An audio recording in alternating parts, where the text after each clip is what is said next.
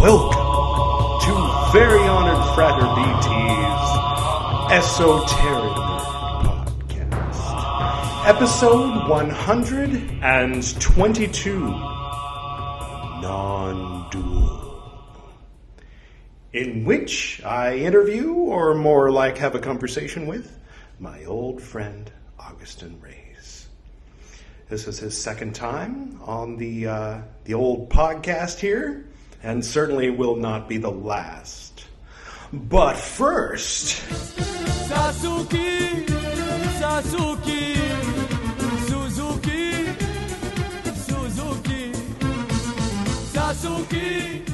yeah, this is a new segment in which we will hear the words of Shunryu Suzuki, specifically from his work entitled Zen Mind, Beginner's Mind, as recited by Peter Coyote.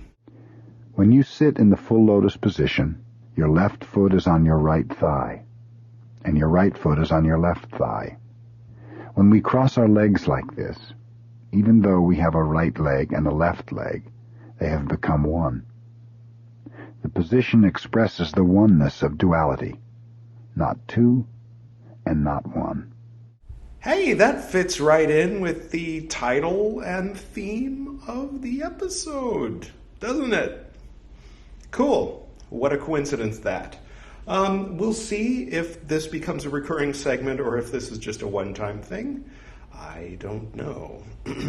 What I do know is I'm looking forward to talking to Agustin about subjects like dualism, non-dualism, James Bond, stuff like that.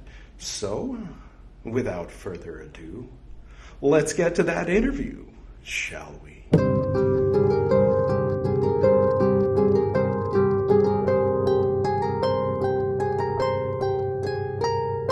Welcome back. Thank you, brother. Yeah, it wasn't you. Oh, okay. I'm having a little difficulties here. I forgot I have to tell it, yeah, I'm okay with it being recorded before it's right on. Nice, nice. How have you been? I've been great, man. I've been great. Life is beautiful. How about yourself? Same. Pretty great. Yeah. You got night over here and day over there. It's always trippy. Right. And it goes well with what you were talking about in Messenger. Right. Yeah, I love it. Yeah. Nice. Sweet. Yeah. So you're on the East Coast now. Just a state over from where I was before. I'm in Michigan. Okay. I was in Indiana. We moved December of last year. Okay. Yeah. Sweet.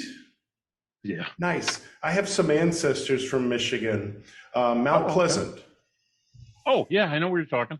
Yeah. They when they moved to Los Angeles, my great-great-grandfather built kind of the first two houses in Highland Park in that immediate area. And so he got to choose the number of his address, and he got to choose the name of the street. He named it Mount Pleasant. Nice. Yeah. Moved from Mount Pleasant to Mount Pleasant. Got some corporate sponsorship happening here. Nice. Thank you, Red Bull, for sponsoring this episode. You can make the check out to Edward Reed. Send it on over to Delhi. There it is. Are we already? We're recording right now, right? Oh yeah. Okay. Gotcha. I just wanted to make sure. I was sorry that you weren't on episode 120, but I was happy to have 10 guests. Yeah. So there's like the give and take there. Right. Yeah, I haven't listened to all of it yet. I was actually just starting it today. Oh, cool. Nice. But yeah, I can't wait to give it a listen. Yeah, it's like dropping a whole season of a show at once. Right. Yeah, very cool. Dude, I got to tell you, I first off, I love the introduction to the show, but on top of that, man, I just love where you go. It's one of those things that I've always enjoyed about conversations with you. We can start in one place and end up in a place that no one, like, with astronomical probabilities could have expected, and I love it. Yeah. So true. I was originally thinking I was going to read a little bit of this, the Heart of Awareness, a translation of the Ashtavakra Gita. I'm always trying to remember the word Gita. I just have to remember it's the last part of Bhagavad Gita, because in Buddhism there's sutras, but in generally Hinduism there's Gitas. So now I've got to store that in my brain. I also just today received, can you see that? Ooh, yeah, absolutely. Buddhaghosa commentaries. Yeah. I ordered, you can see over here, all the maroon books are these, the Polytext Society translations. Nice. And I had asked them for all of the Pali scriptures and translations, and they sent me all of this stuff. And I was like, great. And then slowly I started to realize, now where's the designation of human types? And they were like, oh, we didn't have that. We'll send it to you, And I was like, yeah, please do. And then I'm like, hey, you sent me 2 books. You sent me the first and third of a 3-book set. And they're like, oh yeah, we couldn't find the second one. We'll send that to you. And I'm like, do I need to go through with a fine-tooth comb? And then I was bragging to my friend Ryan at Praxis Behind the Obscure. You didn't see anything that they did. And telling him I got all the Buddhaghosa translations. And then, so he says, oh, so you got the Visuddhimagga? And I was like, immediately went to my shelf and went through every book. And I'm like, no, I don't. And so I wrote to the Polytext Society, and then they sent it to me. So that's nice. Nice, yeah.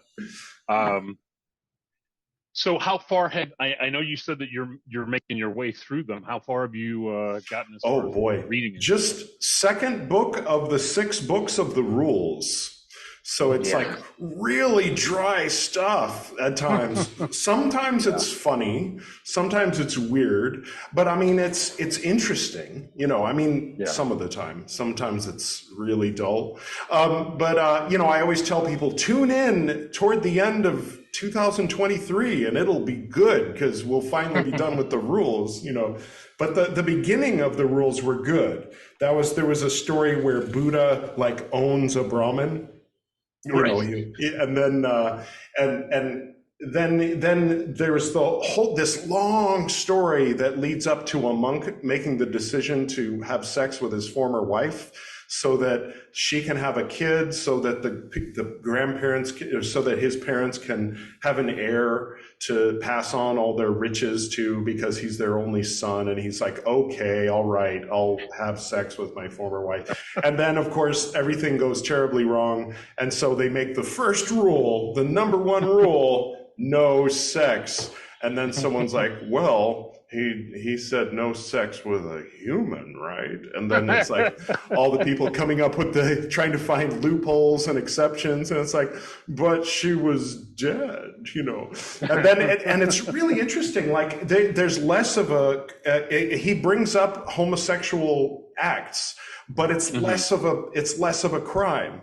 So if you're touching in a seductive way a woman, it's like a serious crime. If you're doing that with a man, whatever, you boys will be boys. But I mean, you can't have sex with a man. And it's very in the 1938 translation, the translator is very well, yes, it's like, you shouldn't put your male member in any of the 3 places on a woman and any of the 2 places on a man. And I'm like, what are you talking about? Oh, and then at the end of the book, there's an appendix where a more recent translator is like, okay, here's what she left out. And I'm like, oh, good. So that's that one's really fun. It's like an hour of all the different types of semen and, where it says, do not put your penis into the mouth or the anus of a man or the anus, vagina, or mouth of a woman, even if she's dead. And then if she's dead and not decomposed yet, that's still number 1 rule, you're out, you're no longer a monk. If she's dead and she's like mostly decomposed, it's like a high felony, but you can still be a monk. But, like Buddha's like, we need to talk, like we have some issues, but it's like not quite the same level of crime as like a fresh corpse. So it's like, it is interesting at times, but it's recently been very boring where it's, boring, but interesting. I mean, for people who like, I liken it to, if you're enough of a Tolkien nerd to like read Silmarillion, or to listen to a podcast of Silmarillion with honking and power saw sounds in the background. Like you have to be pretty hardcore for the Buddhist Books podcast at the present time. But later it'll be more interesting. And later I'll be in Mysore. So we're planning to shift in a few months, and it'll be less noisy. And very cool. So that'll be fun. Yeah. It's similar to when I hear that, it makes me think of, like being a fly on the wall, listening to either canonical law or say rabbinic law in that same regard, where we have to explain everything. Otherwise, you're going to do this other thing that nobody thought about. And it's just like, it's amazing how creative you have to get, Yeah. And it's interesting because people comment retroactively, they say, if it weren't for all of these rules that they had in Leviticus and Deuteronomy, then those people, that tradition would not still be with us. And but at the very beginning of the Vinaya Pitaka, Ananda asks Buddha, he says, what makes the difference between an order that lasts a long time and an order that doesn't? And Lord Buddha says, well, when there's a lot of rules that are very clearly delineated and the monks are required to recite them and memorize them, that's when the order lasts a long time. And then Ananda says, well, give us the rules. And Lord Buddha says, I'll give them to you one at a time as things come up. And so it kind of sets the scene for the next 6 books, of like issues that come up. And, But it's interesting he had the foresight to see, well, if we want these teachings to last a long time, then we have to have rules. Like, okay. Right. Well, one of the interesting things about that, and mind you, there's not a linguist I know that I would compare to any of the Buddhas, but, all the linguists state that a language is dead as soon as no new rules are made, or like once rules are in place and there's no changing, that's when it's all automatically dead, and it's like, I dig that, and obviously it works for language and it doesn't work for a spiritual practice with a lineage that's thousands of years old. But I get it from both sides. Yeah, that's an interesting point. I mean, English is like that, but I mean, English is weird. I mean, originally, in the early centuries, I'm sorry, I interrupted you. English was being mashed together with different dialects of Old Germanic and then some Latin infusion when the French took over. Yeah. And so English, by virtue of kind of being a pincushion for other invading forces, was becoming a jumbled mess of other languages. And then later, when they became the colonial superpower that they were for a few hundred years there, then they started sucking words out of other languages like banana and jungle and juggernaut and pundit and all these these words that come from Hindi and African languages and everywhere that they had redcoats, and they just start to like, that's a good word. I like that word. I like banana so much better than plantain. I'm going to call that a banana. I'm going to tell all my friends we should call it banana. Right. When they were doing that comparison, when I long, what seems like another lifetime ago, when I was studying semiotics and linguistics, the first one that they compare or they use as the basis of comparison is Latin, and when you have 15 declensions of a verb, that language isn't going anywhere. It's dead. Yeah. Fun times. Yeah, it requires you to be super educated just to speak the language properly. Right. Yeah. Yeah, which I am not, and I never claimed to understand Latin beyond, the root stuff that we all kind of know from vulgar Catholic stuff and things like that. Right, or French or Italian or anything like that. Fair, yeah, right. Words you see in all of those.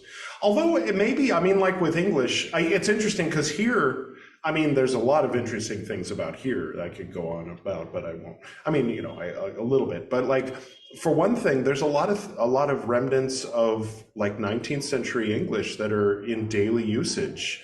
I mean, what people don't realize, like I think that people in US and UK and places like that assume that they're radiating English out and other people are just kind of catching the scraps. But what they don't realize is there are a lot of people, possibly more people in India speaking English to each other than there are in US and UK combined, and maybe even Australia and a few other places. And so there's an active English language here that doesn't really communicate much with the outside, and there's movies being made in English here for the people who speak English here and that aren't foreigners. People assume, oh, well, there's a lot of foreigners. No, I'm talking about Indian people. Like the British came over 300 years ago and said, speak English, and a bunch of people did. And then now that's the lingua franca, ironically, because people in the South don't speak Hindi, but they speak English. And so if you want to do business in India and work between, Rajasthan and Tamil and Kerala and Sikkim and all these other places, then you better know English, because Hindi's not going to help you. And, and so, probably no Urdu down there either, right? Right. Well, there is Urdu. In Kerala, but it depends on the state. Yeah, but there's a lot of Urdu has worked its way into Hindi vernacular. I maybe in a similar way that Spanish words work their way into English, but I mean, I was talking to someone about that, and they were saying that's more of like people being cool, like hasta la vista, where Urdu words like seriously work their way into Hindi to the point where you don't know they're not Hindi, and sometimes Hindi speakers don't realize they're not Hindi.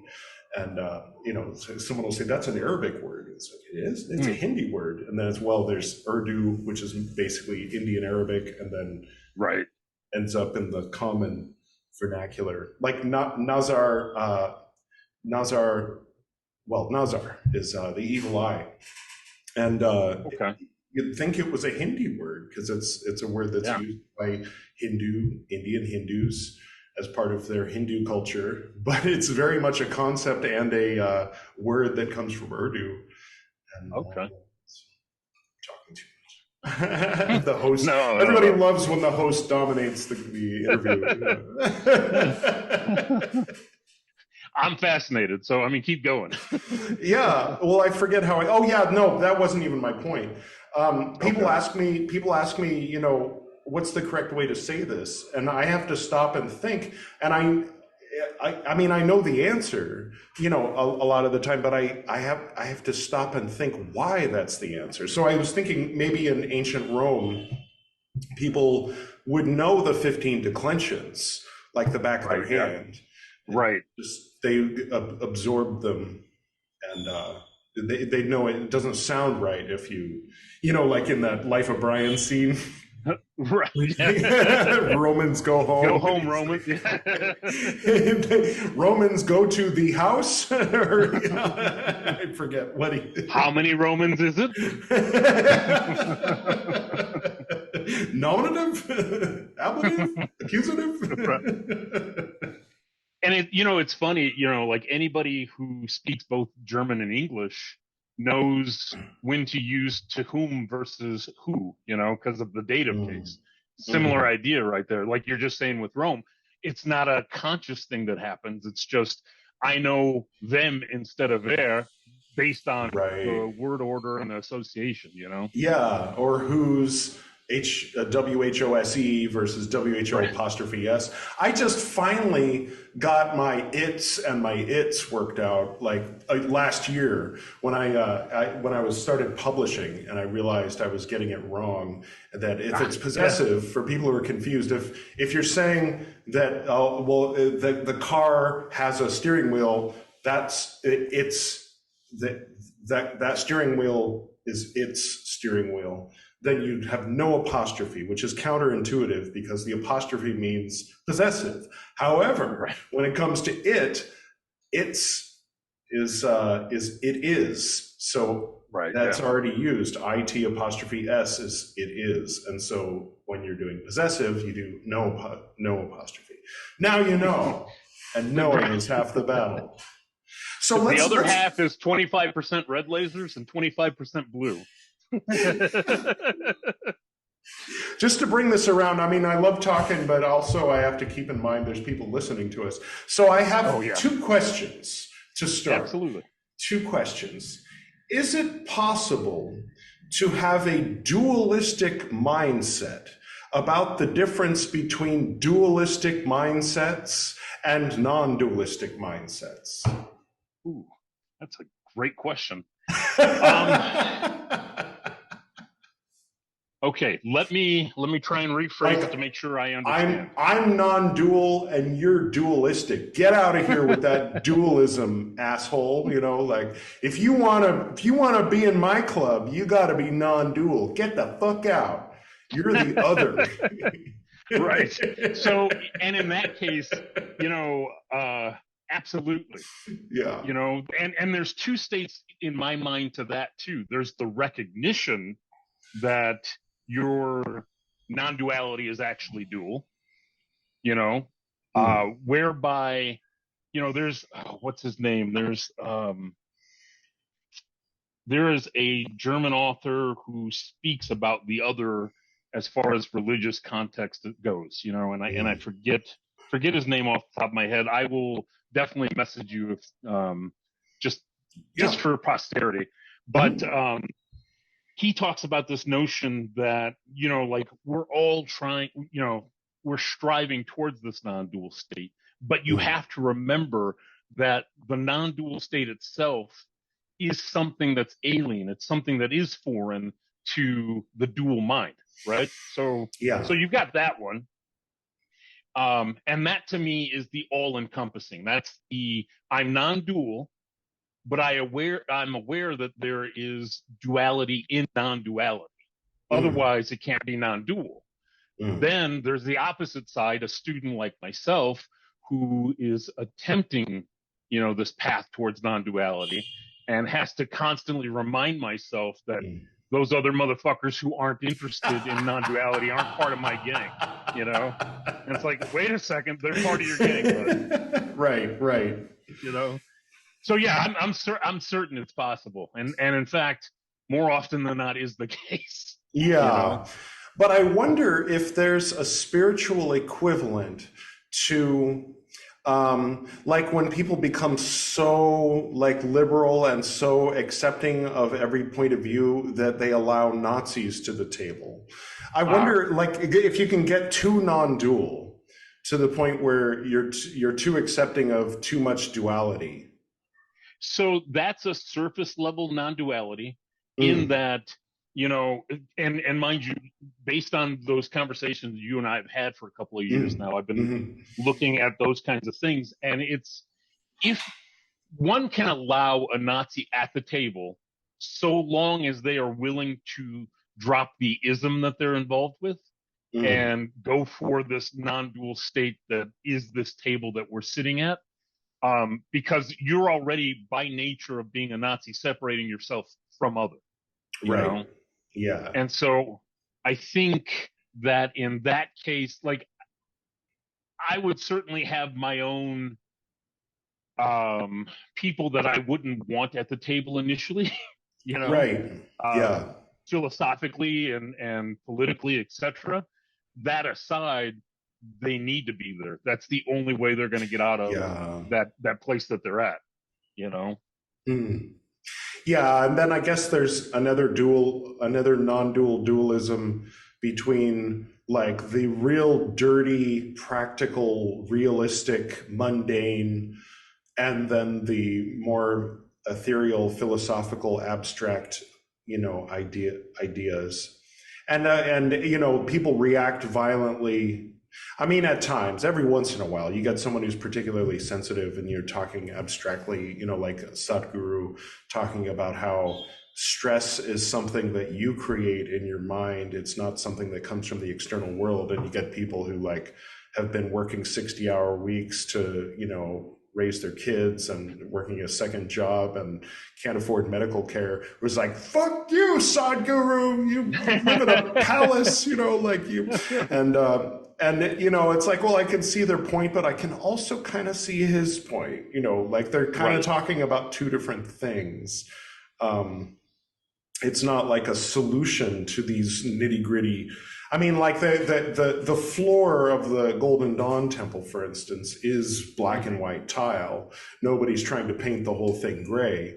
It's just a matter of how to wear red socks, how to walk on the earth and yet be in the world but not of the world. Of course, Absolutely. It helps to have money, but a little bit of privilege goes a long way. It does and it doesn't. Like you're familiar with the Musks, right? The Musks, yes. You mean Elon and them? Yeah. No, not them. Oh. They're and mind you, I'm going to get it wrong where they're from. All right. Okay. But these guys, I want to. It's Middle Eastern for sure. At least I hope I'm right about that. But if not, somebody correct me and finger wag me to death. These are the kinds of guys and women who have searched for this non-dual state and achieved it. But as you and I have learned in alchemy, there are three possible results through the work that we do.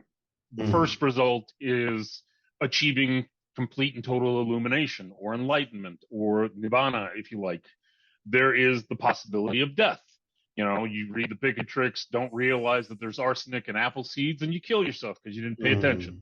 Then there's the third type who go crazy, and what I mean by that is functionally crazy in this shared consensus reality of ours. So if we were to approach a Musk, they would be that last category where we could give them a boiling hot cup of coffee, right?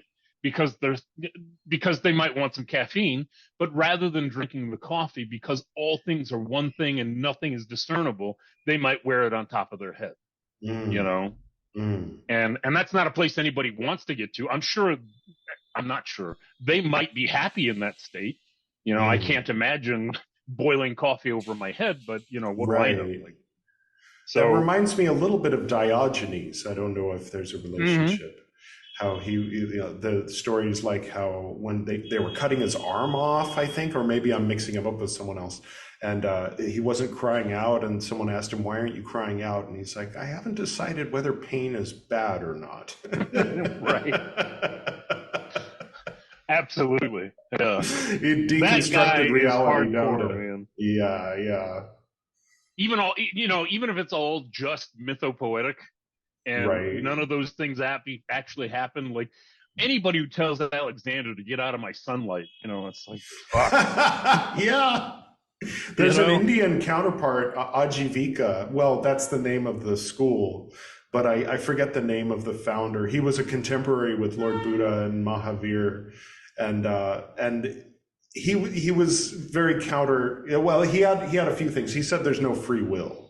So he was a little bit dogmatic about that, but he would kind of go through moods, like he got drunk and said, desecrate my body when I die, and then he sobered up and said, give my body a respectful funerary rites, and then he died, so they did both, or they did like a respectful funerary rite and then abused his body, and interesting character, very interesting character.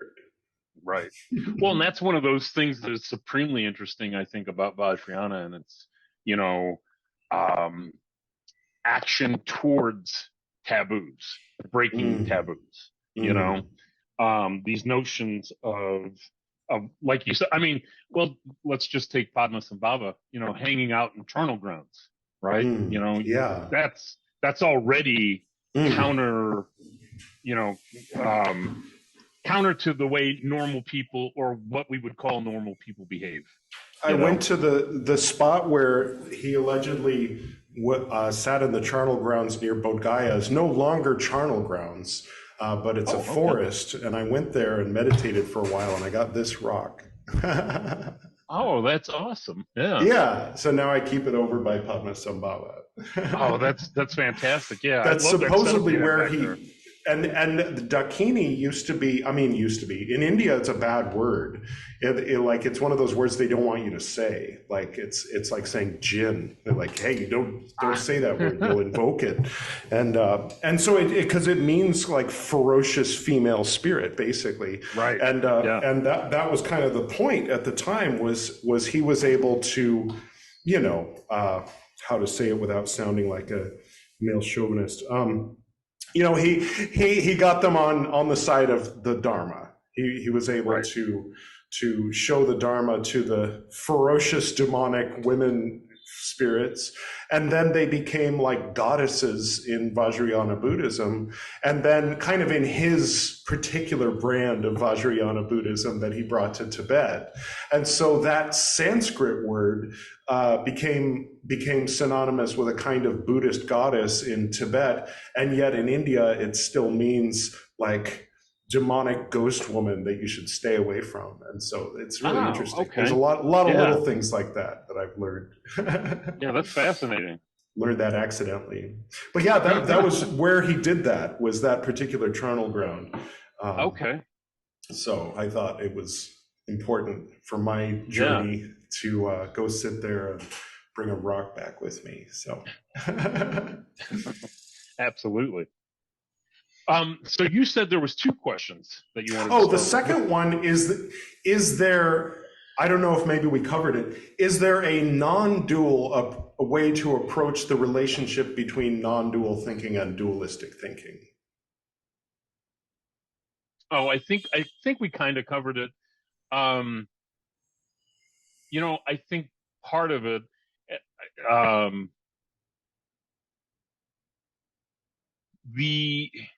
the one way I think to look at that's productive, you know, it's also crazy making. So if somebody listening tries this at home, you know, that's on you.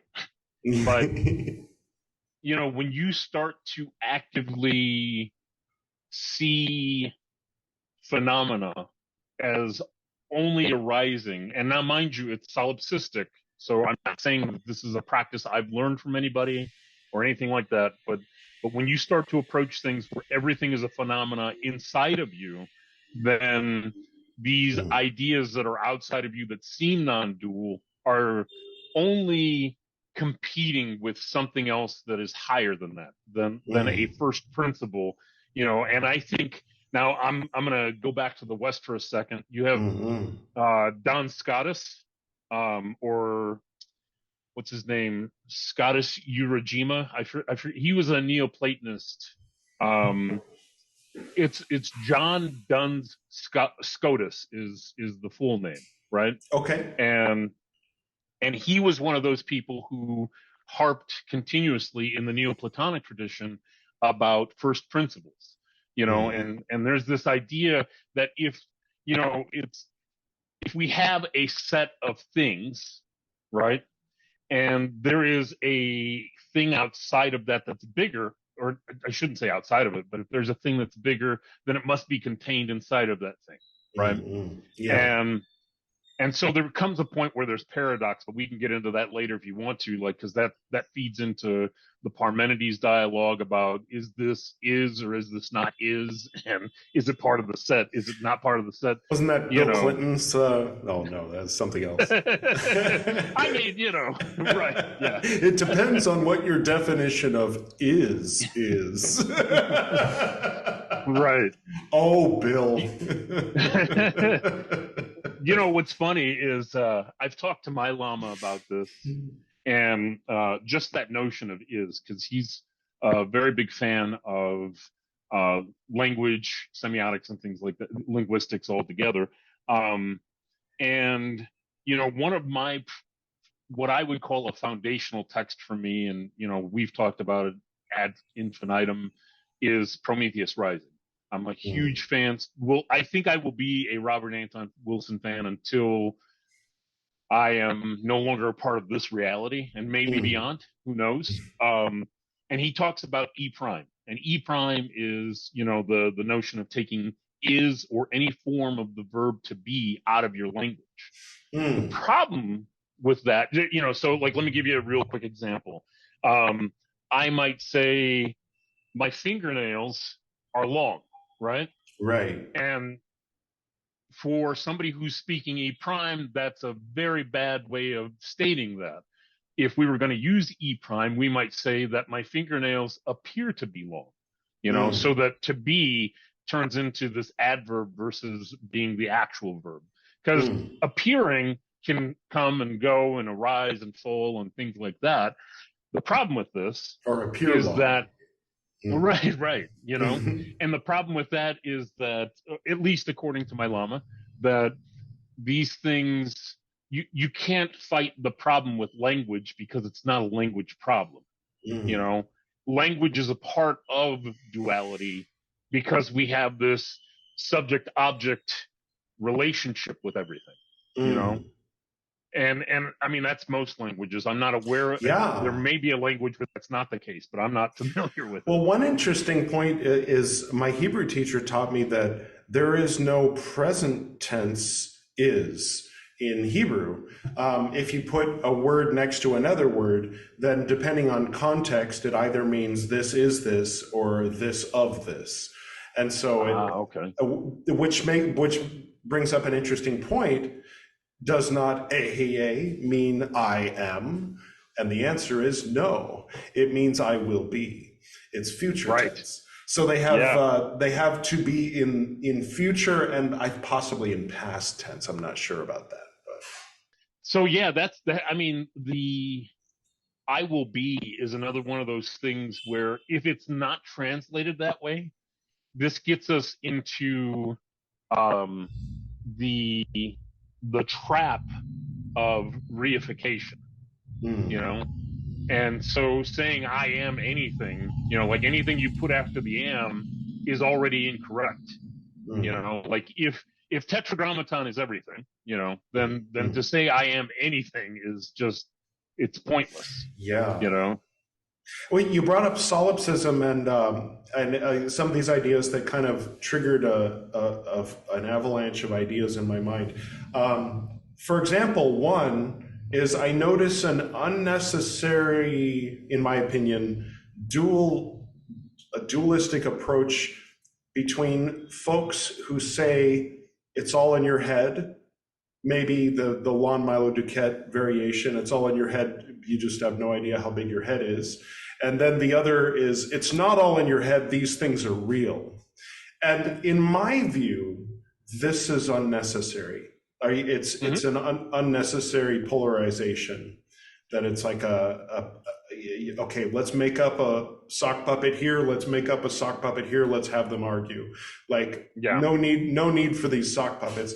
But anyway, so there's that. And then the other thing is, okay, it's the idea that everything you experience is in your, let's say, mind, keep it neutral, brain, I don't know. Like my old teacher, Gordon, would say the brain is a switchboard. It's just a meat sock. It's just, little on and off switches that, maybe in an as above, so below sense, that's as far as he went with it. But then I added, well, maybe in an as above, so below sense, you can look at the synapses and the synaptic patterns in the brain and divine what the thoughts are in the mind. But yeah, so there's that level that a person who says, for example, when I make this talisman of this angel, I'm actually working with an aspect of my own unconscious mind. I always feel like they're still limiting their efficacy to within the skull, you know? Whereas I tend to think of it more like sun rays or an octopus's arms. Like, yes, that octopus arm is not the same as that octopus arm, yet they are both a part of the same octopus in an important way, you know, like in more than just a surface way. Like if we could see behind the veil, you know, so that gets back into that non-dual, perhaps, idea that it's all one mind, and yet we are separate minds, perhaps within the mind, but then of course we're limited to, like, the Red Bull is within the can, our minds are within the mind. I don't know if that's just because of language, we have to use these metaphorical articles, or what are these words? Inside, outside, on top, underneath. What is that? That's prepositions, yeah? Yeah, these prepositions. Yeah. We only get a handful of prepositions. We have to pick the one that fits best. So right. Yeah. I don't know if I said anything, but No. I definitely am picking up what you're laying down there. You know, my thoughts on that. First off, I've not drawn any conclusions, you know. But with that said, you know, there is. It makes me think of, say, you know, Jingmei Lingpa and Namkai Norbu, you know, who these guys and plenty of others who I'm not naming, and many people in many traditions have said that there isn't even a mind, you know, like when you start, and mind you, I have not taken any, I haven't taken any Dzogchen practices, but you know, like when I've heard my teacher talk about them, just the practices alone, which, you know, it's like when you think about what Dzogchen is and somebody talking about it, it seems futile. All right. Okay. Yeah. So we were talking about Tom Cruise and The Last Samurai, no mind. Right. I love that scene, by the way. Yeah, me too.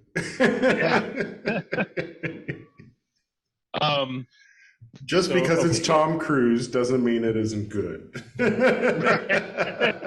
I mean, Tropic Thunder, case in point. Yeah. Right.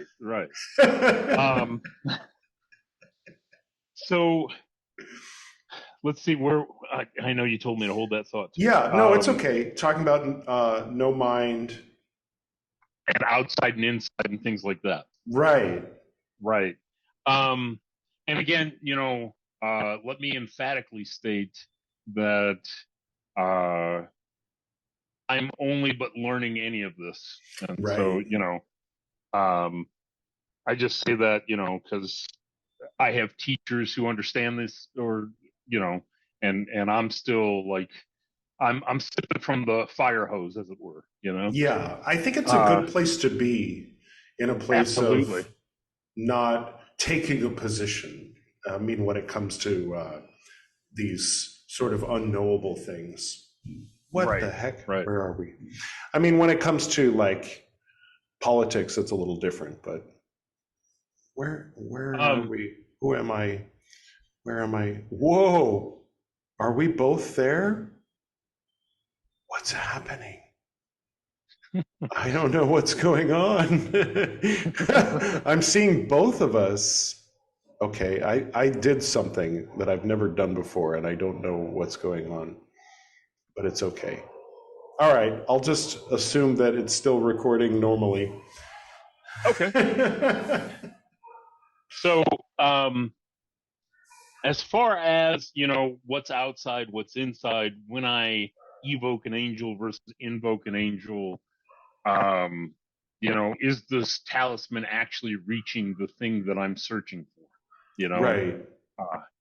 I think that, you know, one of the things that the Golden Dawn is great as far as preparatory work for that is concerned is, when Mather starts talking, or whomever, U1 through U4 documents,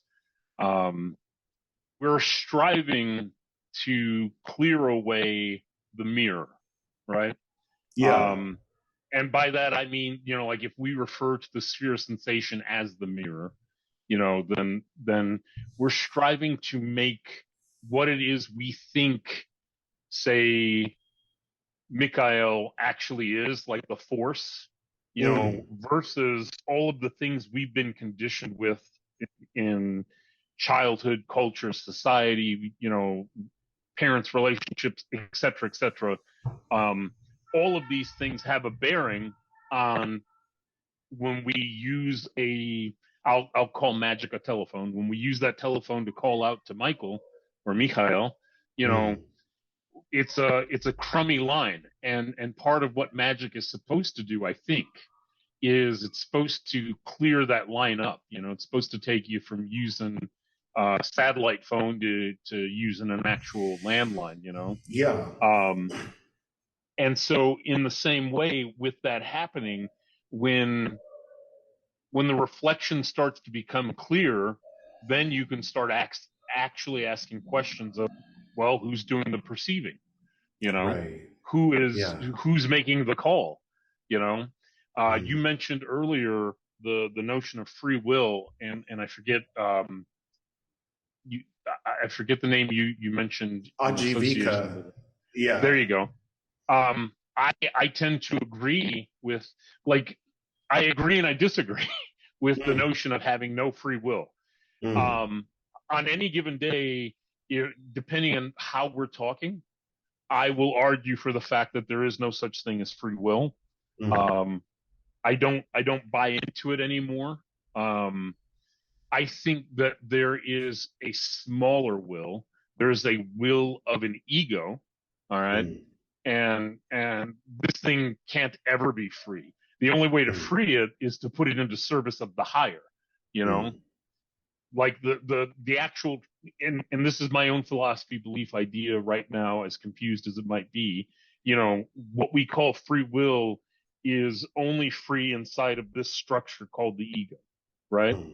And so once it's actually opened and you realize that it wasn't there to begin with, then it's actually in service to the divine, and you're doing what you're supposed to be doing. Yeah. I don't know if I said because I caught on to the essence of what you were saying, or if it triggered something else. Because the very notion of what people usually mean by free will is an ego thing. Again, it's a difference between if we're talking on this level versus on this level. If somebody's talking about, I can say this and this and I won't get arrested, that's one level of freedom. But the ability to act from what? From ego, from what? From, from wherever. I mean, one thing in Transformations, my dad wrote, there's nothing but freedom and consequences, which is kind of interesting. Right.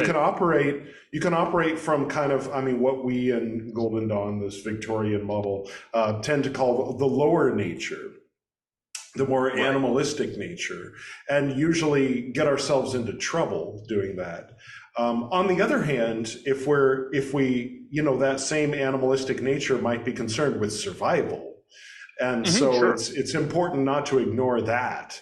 But then that animalistic nature might be a little too concerned with, let's say, reproduction or something, finding a mate and then act inappropriately and whatnot.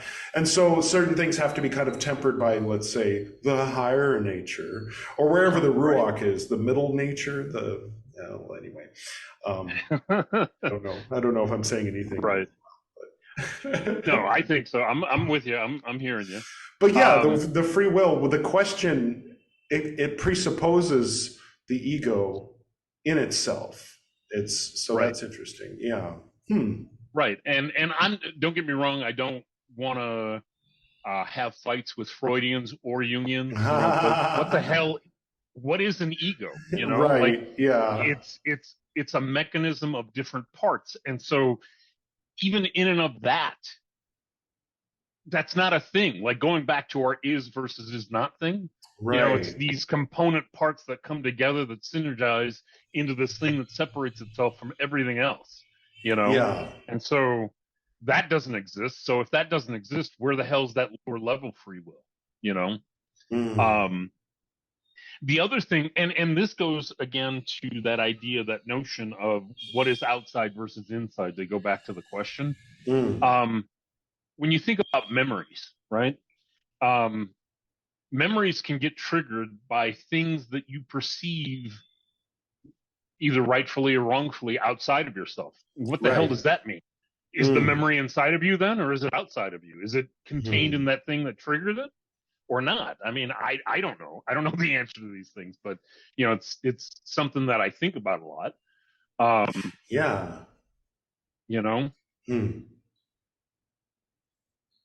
So the for me, the jury is still out on on whether or not Duquette is accurate and not precise, or if he's precise and accurate, or or whatever. Yeah, I mean, I like, there's certain ways and poetic ways of putting it that I like. But if somebody put a gun to my head and said, you have to, do you defend this as absolute truth? I'd be like, oh, I guess maybe I don't. One example of that for me personally is the multiverse theory. I enjoy the hell out of it. I love the idea of parallel timelines, and the timeline where I didn't come to India, there's a me that's, what's he doing? I don't know. It's a fun storytelling device for sure, as Marvel has learned, certainly. Yeah. But if somebody put a gun to my head and said, is this the only timeline? I might be like, yeah, I think it is. I think this might actually be the only real universe.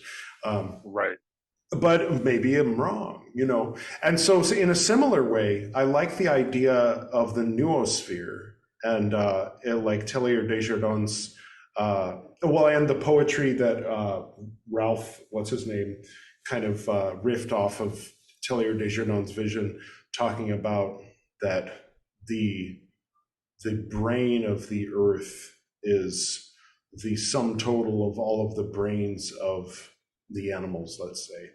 I mean, it's sort of human-centric thing, but that as we communicate,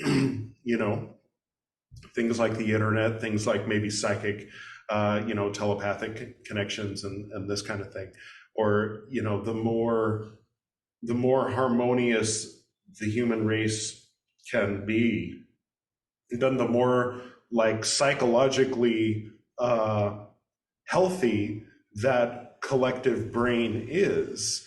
And then, then doesn't take much to extend that out to the cosmos from there. And it's very much in line with a particular interpretation of Romans 12. Not all parts of the brain have the same function. There's, an amygdala, and there's, all these different functions. The other thing that I wanted, what you were saying reminded me of, was I was talking recently with Priyal, because I had a dream recently, the night before yesterday morning. And in the dream, I was reciting a poem that I had written, and everyone in the audience knew the poem. And I was like, oh, wow, they all know the poem. They knew the particular way that I had recited it and uploaded it onto the internet, and we were all reciting it together. And I was like so flattered. And then I woke up and realized I haven't written that poem. But in the dream, I wasn't writing it, I was remembering it. And I was remembering it as something that I had written maybe in another dream, or something. And then also in that same dream, I sat down, like that gave me a boost of confidence, everybody knowing my poem. And I sat down at the computer and just wrote 3 lines that were just mind-blowing, brilliant, just like perfect wordplay, perfect choice of like really on point. And then I woke up and don't know what it was.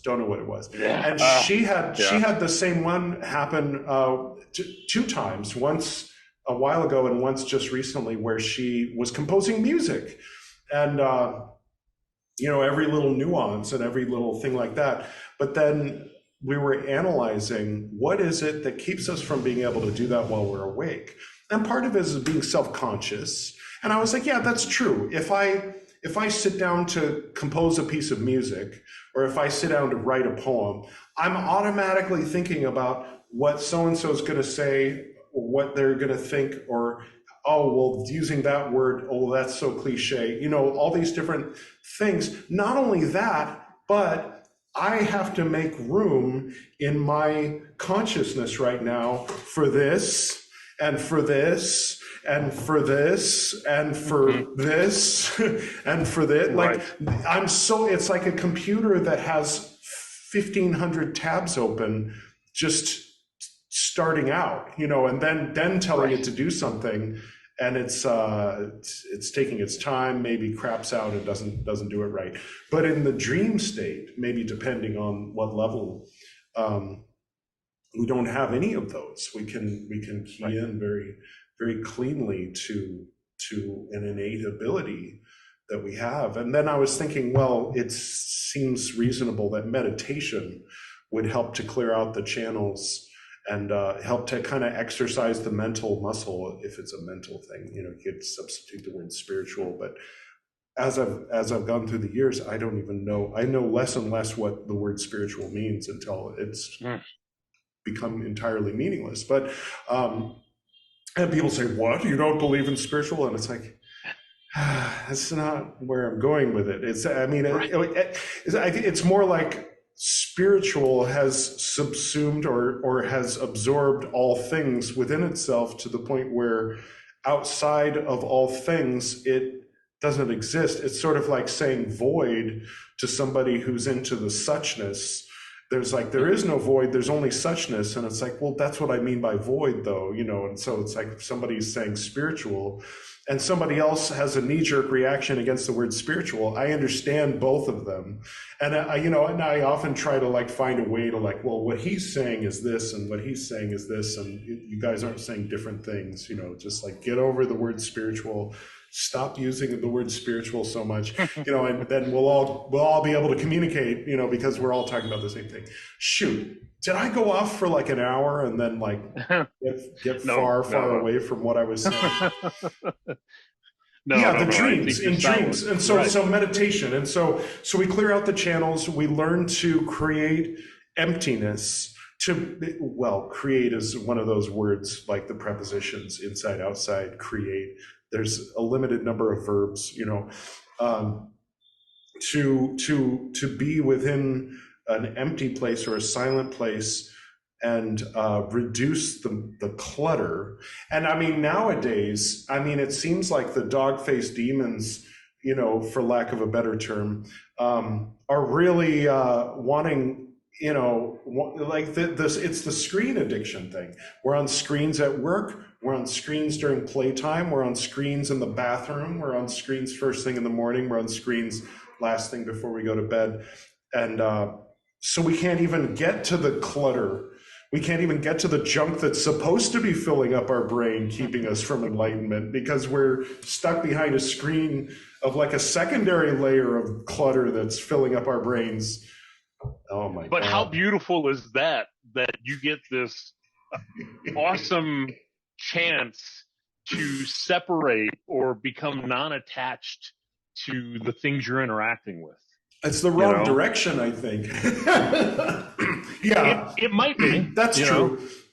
Maybe people had a similar idea about books on literacy at one time. That instead of experiencing things, you're reading about them. Now, instead of experiencing things, we're watching them, Right. Right. Or instead of reading about them, we're watching them. Instead of watching the movie, we're watching the reaction and the review. And instead of watching that, we're watching the TikTok distillation of the best part of the review. Right. It's just getting worse and worse. Yeah. I think, I think that's a symptom, though, of the mind actually telling itself, hey, this is not if there is an essence, and that's a big if there is an essence of things, your distance from it is no different than it ever was. You're just becoming aware of the fact that it's not there to begin with.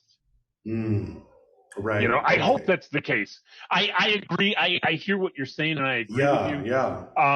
It seems that it is the case that people, by and large, myself included, forget this fact, and become subsumed in the screen, But it's a chance I think it's a chance. It's an opportunity. Like, one of the things that the Vajrayana tells us is that everything is the path. Everything that you do can be the path, right? And so that should include the screens and the distance from the screens, I think. I hope on a good day it does. That's true. Yeah. That's interesting. Yeah, there's ups and downs with it. I notice, I get comfortable with the distance and kind of being the freedom to turn it off. I think that's one thing you don't get with real life. Like, if you actually are walking through the park, if you want to not be walking through the park, well, then you have to walk through the park to get back to your house, But if you're tired of watching the YouTube video, you just turn it off, So right, yeah, that's brilliant. But that's, the other thing, going back, are you familiar with Tenzin Wangyal Rinpoche? No. Okay. I know the words Tenzin and Rinpoche, but what was the middle one? I might be saying it wrong because I don't speak Tibetan, but it's Wangyal. It's Wangyal. Okay. And I don't know the person. Yeah. Okay.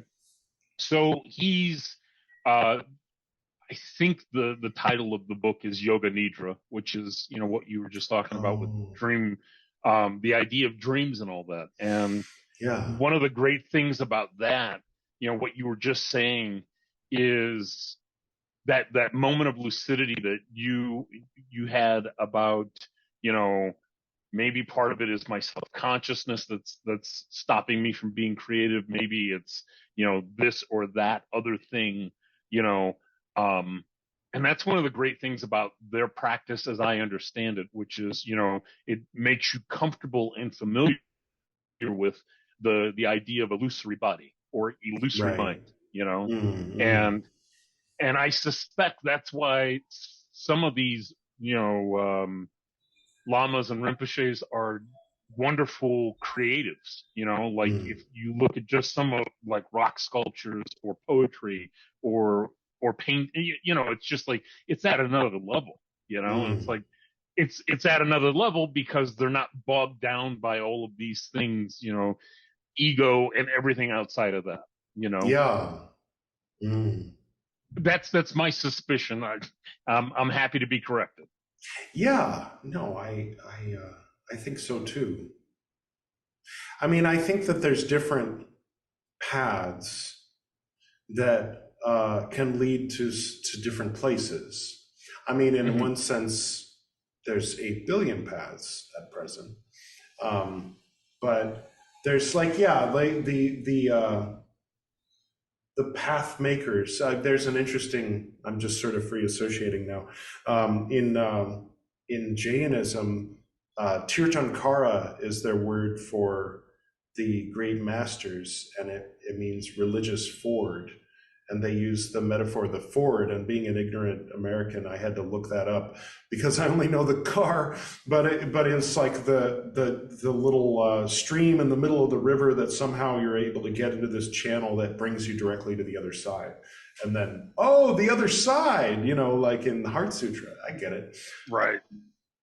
So So yeah, there's more than one way across the river, and Right. it's probably the same river, but we don't know for sure. But yeah, I mean, I like the state of not knowing. I think that's like part of the wisdom of not grasping. Because grasping, right, of course, there's a physical act of grasping, but the mental act of grasping is wanting to know the answer, right, so you can memorize it and go forth knowing the answer. There's some right, things 2 + 2, but these sort of higher, the unanswerable questions are unanswerable, like they're supposed to be. Yeah. And people can have a hard, fast theory. I was just going to say, yeah. A long time ago, when I was practicing Korean Zen,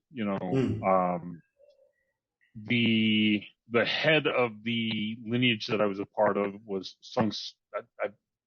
I'm going to say his name wrong, but it was Sung Soon, and his favorite phrase, or sorry, I shouldn't say his favorite phrase, a phrase that he was very popular for when he was describing the state that we're talking about is "don't know mind," Right. And it's I don't know, It's like, and that's the place to be. Oh, don't know mind instead of know right. mind.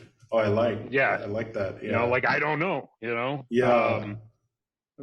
Get comfortable with that uncertainty, because that's the only thing that you should be comfortable.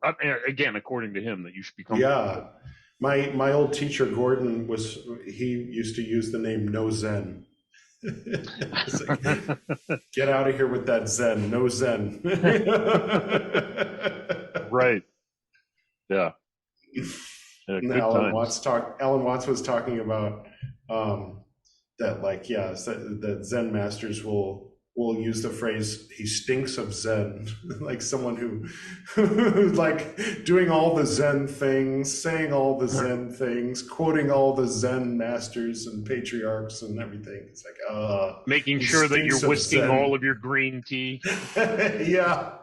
But yeah, it's interesting the things that the ego can turn into shackles to keep a person from actually attaining what they're trying to attain. And it's, in that sense, is the kind of the truth in a statement like that the neophytes are the closest to the light, and that the longer you're on the path, the more you've created this. I mean, the tower is like a perfect, like, but people, I mean, it almost feels heretical to say that the vault is the tower, that you've built this structure with all this knowledge and all these correspondences and all these practices and tattvas, and it's all come together into one symbol. Okay, now strike it down like the tower that it is. It's like, what? No, this isn't that tower. This is the good tower that's on foundation of Adonai. Absolutely. Yeah. Yeah, no doubt. And I think the last time you and I talked on a podcast, I may have said this. If not, it's one of the things I was thinking of while I was still acting as an imperator for Temple Bata. Oh yeah.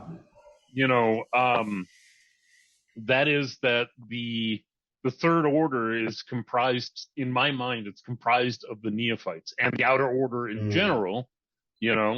If you're actually serving the outer order, then you as an adept are serving the third order. Like you're following the whims of what the order wants, because that new spirit, that new pneuma that's coming in is what's giving life to the current. And that's interesting. Yeah. And if you're doing it right, you should be feeding that, not one of these people. It goes back to the Dead Sea, and it goes back to Latin, in the sense that if, it's not changing, if it's not growing, if it's not moving, then it's dead, That's, again, my opinion. I'm not saying that there's not a place and a time for rules and things to stay the way they are. And, when I started to, pardon me, rework some of the stuff that when me and Patricia moved to Michigan, I started working with a Gelugpa tradition of Tibetan Buddhism. And so I started learning Lamrim, as you know you're supposed to do in preparation. And so what's wonderful about that is you get to learn why those rules are in place. You know, you get to, one of the things, and I'm sure you and I share this sentiment, or I think we have at least at different times in our life, when you hear people say, well, what's the lineage of your order? And it's like, well, lineage doesn't mean it's a receipt, you know? Of course, we would say that because our lineage was crap. People who have it flaunt it. We were like, oh, never mind lineage. It's all in here. Right. Yeah. And that's the point, right? You know, because like I'm hearing Demo Rinpoche talk about this wonderful lineage that he has, you know, and he explains why he's saying, because it's a living tradition. You know, it's not something that he read out of a book. It was something that was handed to him, you know, and for good, bad, or worse, you know, because I know that there's people who are frightened by the idea of guru worship, you know, but there's a place for it, and it's a place in that lineage because it's a living tradition. You know, that makes it a world of difference between that and us worshiping this 19th century English guy who may or may not have had context from Germany, you know, saying this is how you put on a god form or whatever the case might be, you know. So when I started doing that Lam Rim, it's like, oh shit, this is the good about having a living tradition lineage, you know? It's not just having a certificate, you know? So I don't know where, I think I went tangential. No, it's interesting. Yeah. But yeah, we were definitely together on the path of being a part of a temple with no lineage. So we explored and I won't say exhausted the possibilities of, but it sure felt like it at times of that scenario. Kind of like everybody bringing their own ideas, thoughts, and insights, and dreams, you know, to the table, and then hopefully weaving it together into something that could replace a lineage. Or, you know, borrowing a little bit from Cicero, borrowing a little bit from Zalewski, and kind of like rewrapping it and saying it came from the third, you know. I mean, you know, and going back to that, I think that there is a notion, I think there is a place and a time to talk about Luxex Tenebris, you know, and other potential figures of the third order that are either non-incarnate, incarnate and non-incarnate, or something else, you know, like I just got finished saying that the third is comprised of the outer order. I think it's, or maybe they're higher selves. Well, sure, you know, but I think, and what I mean by that is just that is part of what comprises it, but the other part are the spiritual entities that we were trying to contact. It just so happens that we had a dirty mirror. You know, it was our job to clean that mirror up so that we could hear that voice better, so that we could serve the outer order better, you know? Or maybe I'm just trying to do some patchwork on my memory and my morality while I was in the order, you know? Could be that too. I always enjoyed Shemesh from the Cromlech papers.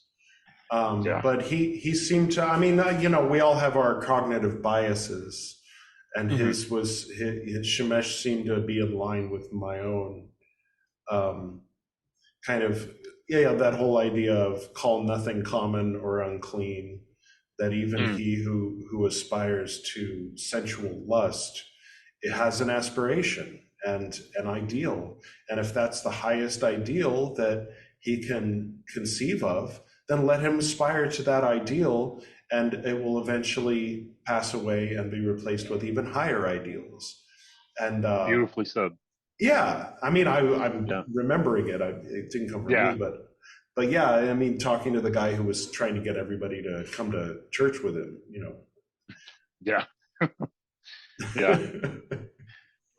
But I mean, that's the case. I think that's no matter what walk of life you're in, you know, and I mean this at the most degenerate level, up to the highest possible level and everything in between. You know, one of the things that my Lama says, and I'm going to misquote him and, you know, shame on me. But it's, he says the one of the things to, that is the core of Buddhism is that we are all searching for the ending of suffering, but are ignorant to the causes of that end, you know, and so the Eightfold Path is what gets you there. But, you know, when you think about that, you know, and you think about that Nazi who's trying to join our non-dual table, you know, even that person, you know, regardless of what they've done in their life, regardless of where they're going, they're at that table because they're trying to aspire to something better, you know, and we can only but hope that it's not to be a more efficacious Nazi, but, you know, I digress. Yeah. Yeah. That's true.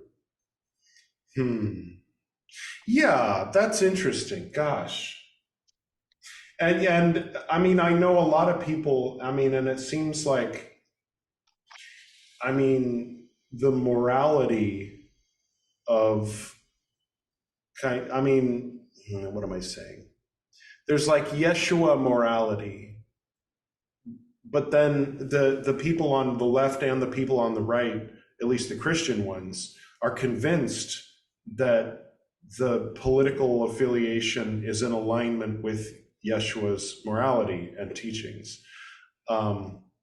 The one, you know, maybe leaning more heavily toward Leviticus, and the other might be ignoring one or two things, you know, but focusing on kind of like feed the poor, you know, like be nice to prostitutes, you know, like and this kind of thing. And not because they'll give you a rebate. Oh, my mom told me a joke once. How do you make a hormone? Don't pay her. See, I prefaced that by saying my mom told me that joke. Very honored Sora A, by the way. But anyway, no, I don't know. Yeah, I mean, the right and the left are both there's wrong. a duality. Right and wrong. You're right. Yeah, there's definitely wrong in both.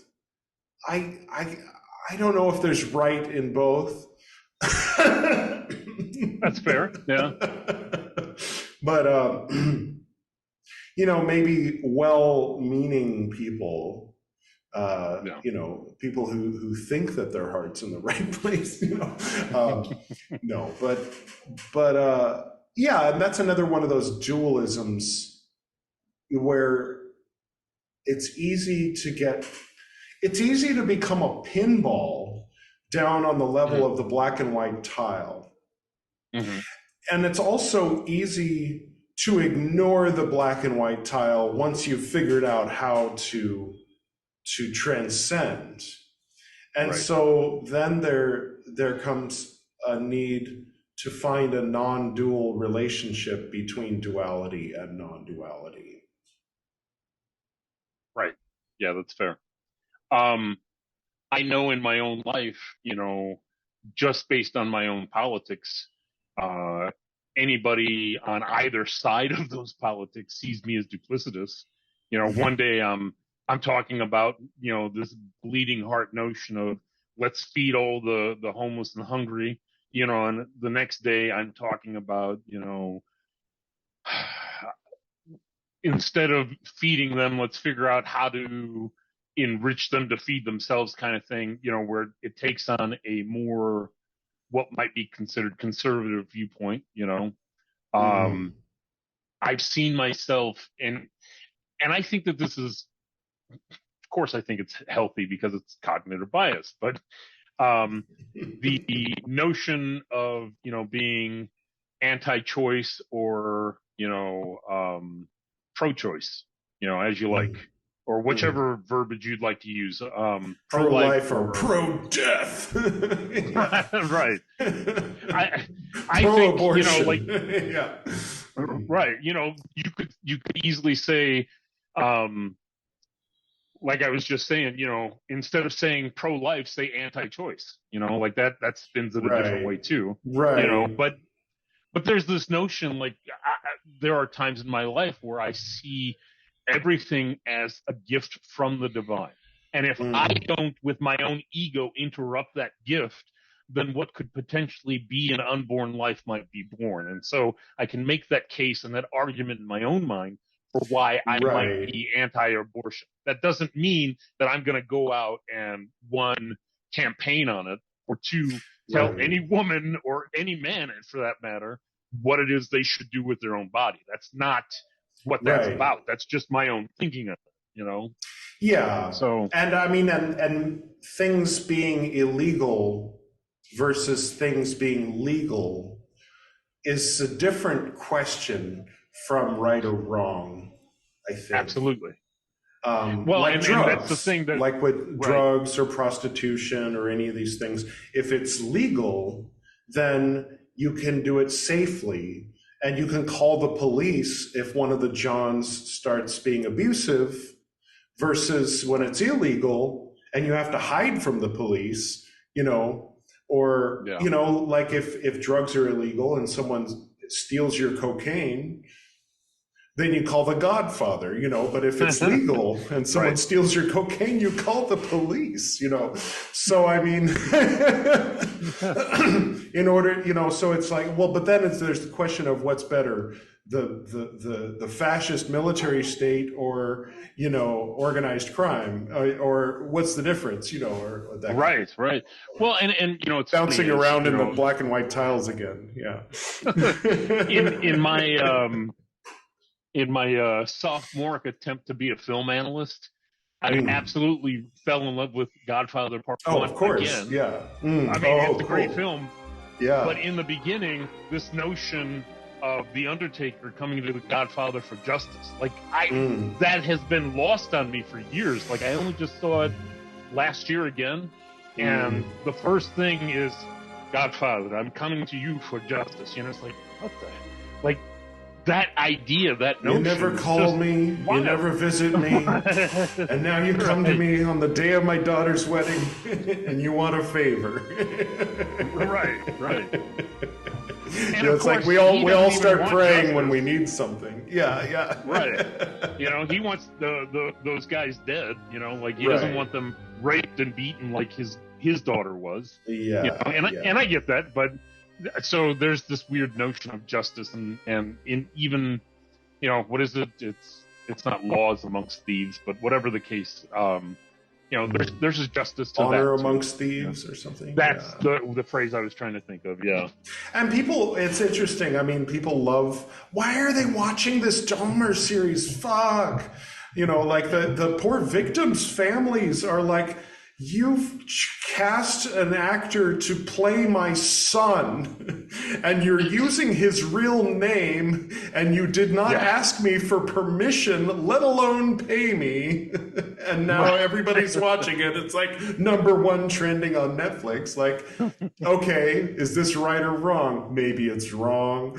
But like everybody loves the pirates. I mean, I'm not immune, I mean, I think because people, maybe I'm just like answering my own question.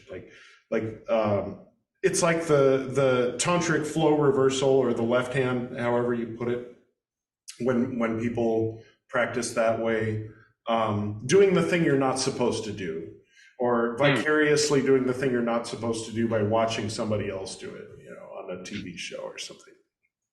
Right. Then there's the question, all these black and white tile pinball questions of, does Grand Theft Auto lead to mass school shootings, or did it, or is it something else, or is it a combination of things, probably more complex? Well, and I'm gonna sound a bit religious when I say this. That's okay. Yeah. Yeah. I'm not gonna denigrate whatever anybody wants to do or watch or whatever the case might be, but I can say in the opposite case, one of the things that we're taught, like again, when you think about visualizations, deity yoga, things like that, obviously when you elevate what it is you're watching or being part of, and by watching, I do mean being a part of, it's going to affect your reality. I mean, I don't go in for the secret. I think that it tells half the story of esotericism, or maybe even I should say a fraction, not half. She's got one thing right. If you focus on something, it will manifest in some way, And so with that said, if you're focused, here's the thing, and this is what I don't know and I don't understand, and I'm probably ignorant about a few more things on this. I don't think that by playing the game Grand Theft Auto, it's going to cause the things. I think what it does is it just causes more want to play the game. Like that. It goes back to what you'll read in the Dhammapada and things like that about your intention. And my intention was to play the game. My intention wasn't to kill a hooker so I could, get the money back that I spent on her, and, go sell drugs digitally, etc. It's just to play a game. Just like using that as shorthand for like all, watching crime movies where the criminal is the hero. And, it's like I used to, I don't know if it's polarized, like if you're supposed to think one way about it, if you're on this side, or think the other way if you're on the other side. But it seems to me, I used to think, it's BS. The violence in movies and violence in video games doesn't result in violent behavior. However, you can't really deny that, like, kids do glorify, acting like a gangster, or acting like a, like, even whether it's James Bond, something wholesome and British, like James Bond shooting people in the head, or gangster rappers, or whatever it is, there's something that,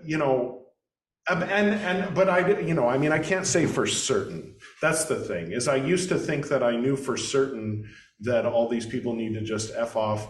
But then there's this balance where if you forbid something, then you drive it underground, and then you give it more power, all that. So, well, and even with the James Bond one, it's like, then you have to ask the question, well, why does a figure like James Bond exist? It exists because there are spies and subterfuge and, political agendas.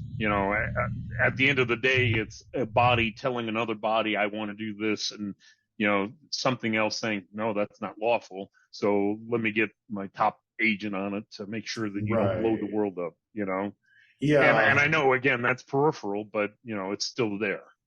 Well, and he's like totally on top of everything. He's in control. He knows all the stuff that nobody knows, and then gets the girl at the beginning and the end of the movie, and sometimes in the middle too, and 3 different girls. And he drives an Aston Martin. Oh. Yeah.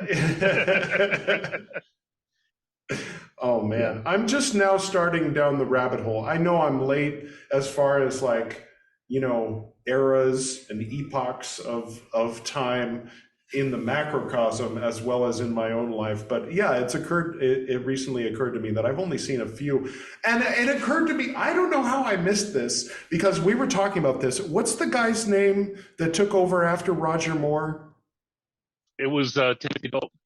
Yeah, so Dalton there was post-Moore, yeah. I remember a time when they were considering Pierce Brosnan, but then Dalton got it. And I was like, you know what? I'm out. And I watched one more. I'm like, all right, I guess he's okay, but I'm not interested, because it could have been Pierce Brosnan, Remington Steele, the guy from Mrs. Doubtfire, who I'm talking about. And then I was like, okay, I'm out. And then I joined a cult. And then I was at the Renaissance Fair, and I was driving people to and from the cult and everything. And somehow in 2022, it came as a surprise to me that Pierce Brosnan eventually became 007. I'm like, he did? Yeah.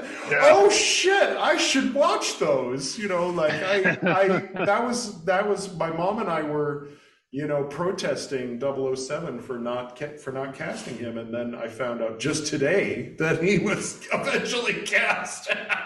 Yeah. But, yeah, when you messaged me about that earlier, I didn't want to say anything. I was waiting for you to get there. But I just, because View to a Kill, now again, I was like 6 years old when I saw View to a Kill the first time. Responsible parents watching what I watch, you know. No, it's pretty wholesome. I've got some stories on that. Yeah. Yeah. But Phases of Death, I think I was 13. But anyway, so it didn't occur to me that he was an old guy, you know, like until years later, people were like, oh, when Roger Moore was like the geriatric James Bond. And then like as an adult watching it, I'm like, oh yeah, well, he does kind of like can't really run all that much. And he kind of like is like, like where he's doing more acrobatic, you know, fight scenes so just today I saw a younger, I think I might have seen the one with the guy with the teeth. There's two with the guy with the metal teeth. Yeah. Jaws, is that his name? Right. Yeah. And so I just saw Live and Let Die, which is problematic, I think, but it was enjoyable. Yeah. Definitely a little bit. It was 1970. I'll just leave it at that. I mean, like Mel Brooks was able to exist in those years, but he was doing something positive in a non-PC way, where I think Live and Let Die was kind of like not so much. You know, it was like, I don't know. But yeah. It wouldn't be made today. I'll just put it. Right. And for probably good reason, you know. Yeah, maybe. I would agree with the people who would say that it shouldn't be made today, you know. Right. I mean, you could do. I mean, Angel Heart. I like. Yeah, have you seen Angel Heart? Like that was the movie I was going to cite as far as I shouldn't have saw that when I was a kid. Oh yeah, no, I love that movie, but I absolutely love it, but. My parents took me to the theater when that one came out. Oh, wow. Me and my brothers all saw that. You know who didn't love it? Bill Cosby. Oh, yeah. that moral, everybody's moral compass, of course. The guy in prison for being a total piece of shit as a human being thought it was morally reprehensible for the girl from the Cosby Show to star in that role or in that. And that's even, you know, the scene that she has in there is even rough by today's standards, you know, when she and Mickey Rourke are, you know, doing what they. Oh, that scene. When they're having There's sex, that scene with the chicken, too, but yeah. Oh, yeah. That one I have less of a problem with just because of the KFC nature of. And, Right. Like, you know, have a machine do it and grind it up and put it in a sandwich for me, or have an actress slit its throat while everybody's playing drums. 6 of one, half a dozen of the other. You know, it's like. Well, and again, I think I may have mentioned this the last time we talked on a podcast, but you know, I had the opportunity to see my great grandmother, you know, take a chicken by its head and twist it right off like that. You know, no knife necessary. You know, and so you see that kind of thing, and it's like, I could deal with dancing while they slit a chicken's neck. You know, it's horrible because you don't want to see the loss of life, but you know, probably not very hygienic to pour the blood on you. But if the ritual requires it, then you know, right. I mean, you know, we all do things that aren't hygienic in the name of ritual, right? You know. You know, that's an interesting point. Now, I haven't been inside of a Golden Dawn temple for a few years, but I wonder now, because of the pandemic and things like that, how do they perform a Eucharist now? Are they still allowed to use one chalice? Maybe little paper cups. You could take the chalice and then pour it into your individual paper cup, or have them open them. One thing when I came to India, one interesting thing is, but water bottles, there'll be like a shared water bottle. And so everybody is in the habit of pouring the water into their mouth without the bottle touching their mouth. And, so someone offered me water and I just went and put it on my mouth and like, hey, what are you doing? And it's like, oh, all right. It's interesting, like the assumptions people make is that, the assumption I think a lot of people would make is that in America, people are, more clean, and here they're more like rough. But it turned out I was the unhygienic one. The heathen. They had to teach me, so. Right. Good times. Yeah. What the other thing I was going to say, like, I think one of the things that's interesting about Bond is, while there have been some things that have been subdued more and more, like, if we watch Sean Connery's Bond as opposed to Daniel Craig's, I don't know if you've gotten that far yet. I haven't yet. I'm aware of certain aspects of Sean Connery's Bond that have come, been pointed out indirectly, but right. So like the things that are problematic, mostly, right? Yeah. So while that's problematic for Sean Connery's Bond, the nature of Daniel Craig's more violent, more,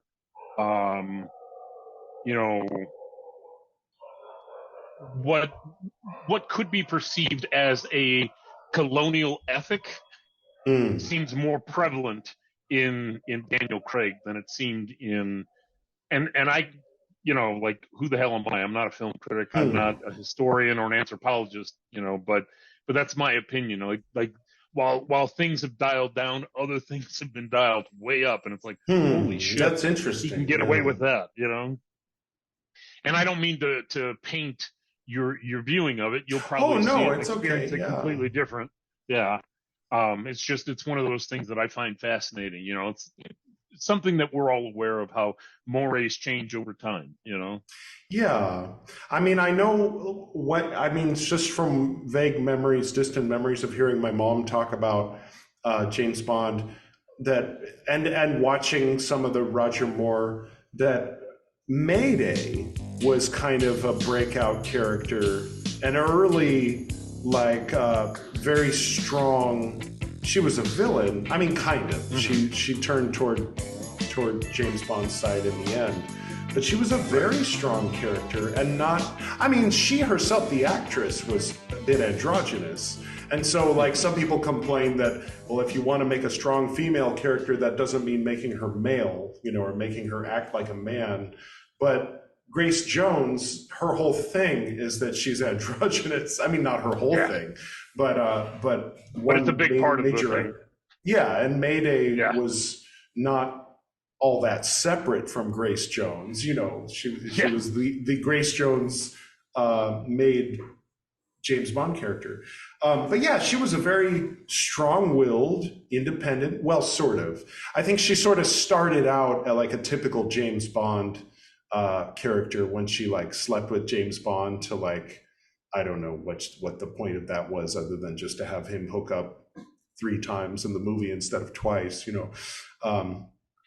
but yeah, then in the end, when she turns against Zorin and everything, Christopher Walken, sorry, right, yeah.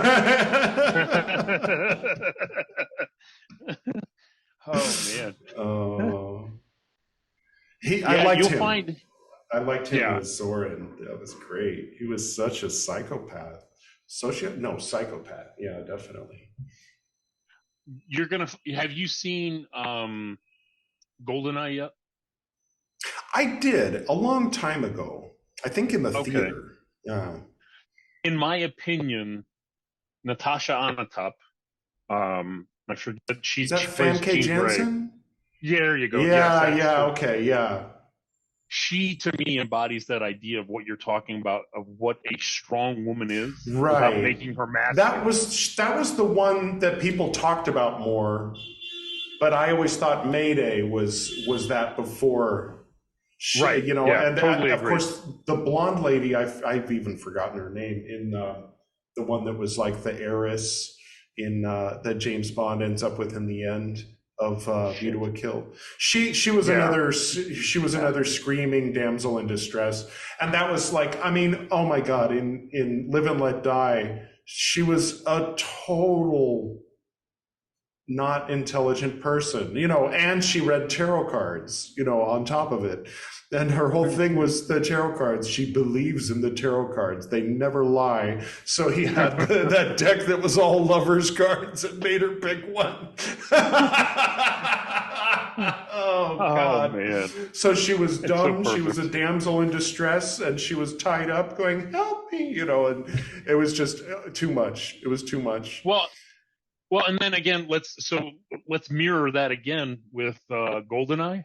And you've got Denise Richards, who's not an heiress, but she's a scientist, you know, and she's still, and I only mean this in the way that they characterize her. She's an airhead, you know, but she's also the helpless, you know, and it's like, she believes in science, you know, it's like, it's a complete, like, mirror of those eras, you know. Oh, interesting. Like, wow. Yeah.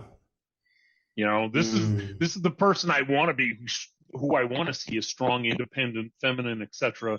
And she's the one that gets toned down and turned into whatever, you know. How interesting. I'll have to rewatch that. Yeah, because I didn't have those eyes. You know, I only would hear about it afterward and go, oh, that's interesting. I never thought of it that way. Of course, because, you know, when I'm 13 or 15, I'm not thinking about, like, how is this helping or hurting the feminist cause? You know, like, that's just not really on my mind so much as, like, Famke Janssen's rather attractive, you know. Yeah. There you go. Yeah. Does this pass the Bechdel test? And then it turns out, you know, and then I was like, wow, you know, becoming interested in Russian, you know, culture. And then finding out she's Finnish. What? Yeah.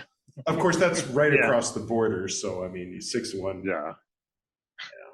I just recently, I think every once in a while, I learn something and I go, oh, and then I realize it's not the first time that I've realized it. Like, for example, it's not chin ball, it's chibnall.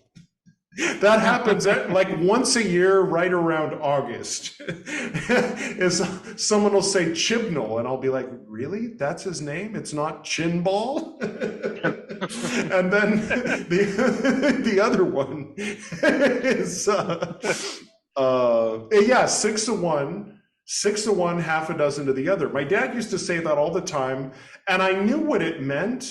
But I mean, I knew it meant whatever, comme ci, comme ça, you know, like this or that, It doesn't matter. But then just recently I was like, 6-1, half a dozen to the other. Oh, because half a dozen is 6. And so if you're giving 6 of something or some number of somethings to one thing or person, and you're also giving 6 to the other, oh, you know, but just the words themselves, 6 to one, half a dozen to the other, didn't register as a coherent statement until like just recently, where I was like, oh, but I don't think it was the first time that's happened. I think it happened once like 15 years ago too. It's like I also realized the coherence of that statement. But anyway, do you think that the audience is bored that we're talking too much about James Bond and non-esoteric things, or I don't know? Should we tie it back in? The Tree of Life. Yeah, How about non-dualism in the West and dualism in the East? No, that's boring. Everybody already knows that. The pillars and the reconciler between them, being a reconciler versus not being a reconciler, being a dualistic. No, that's boring. I don't know. There's only so many mathematical constructions you can get between 2 and 1. You know, Right. 0, 1, or 2. One time I took a piece of paper. I was talking about duality, and I took an index card, and I drew 2 lines, and I wrote 0 on one side, and then I wrote 1, and then in the third one I divided in half, and then divided one of those halves in half, divided one of those halves in half, and divided one of those halves in half, and then I wrote 2, 4, 8, 16, 32, 64, 128, 266, and I gave it to this guy, and he looked at it for a long time. And I don't know if the two things are connected, but he lost his mind. he ended up literally naked, strangling his mother later that night. And I like to think it was because of that index card, to be honest, but I hope it wasn't. You either sped up or slowed down the inevitable. I don't know. I think there was alcohol involved too, so Anyway. Right. Yeah. Yeah.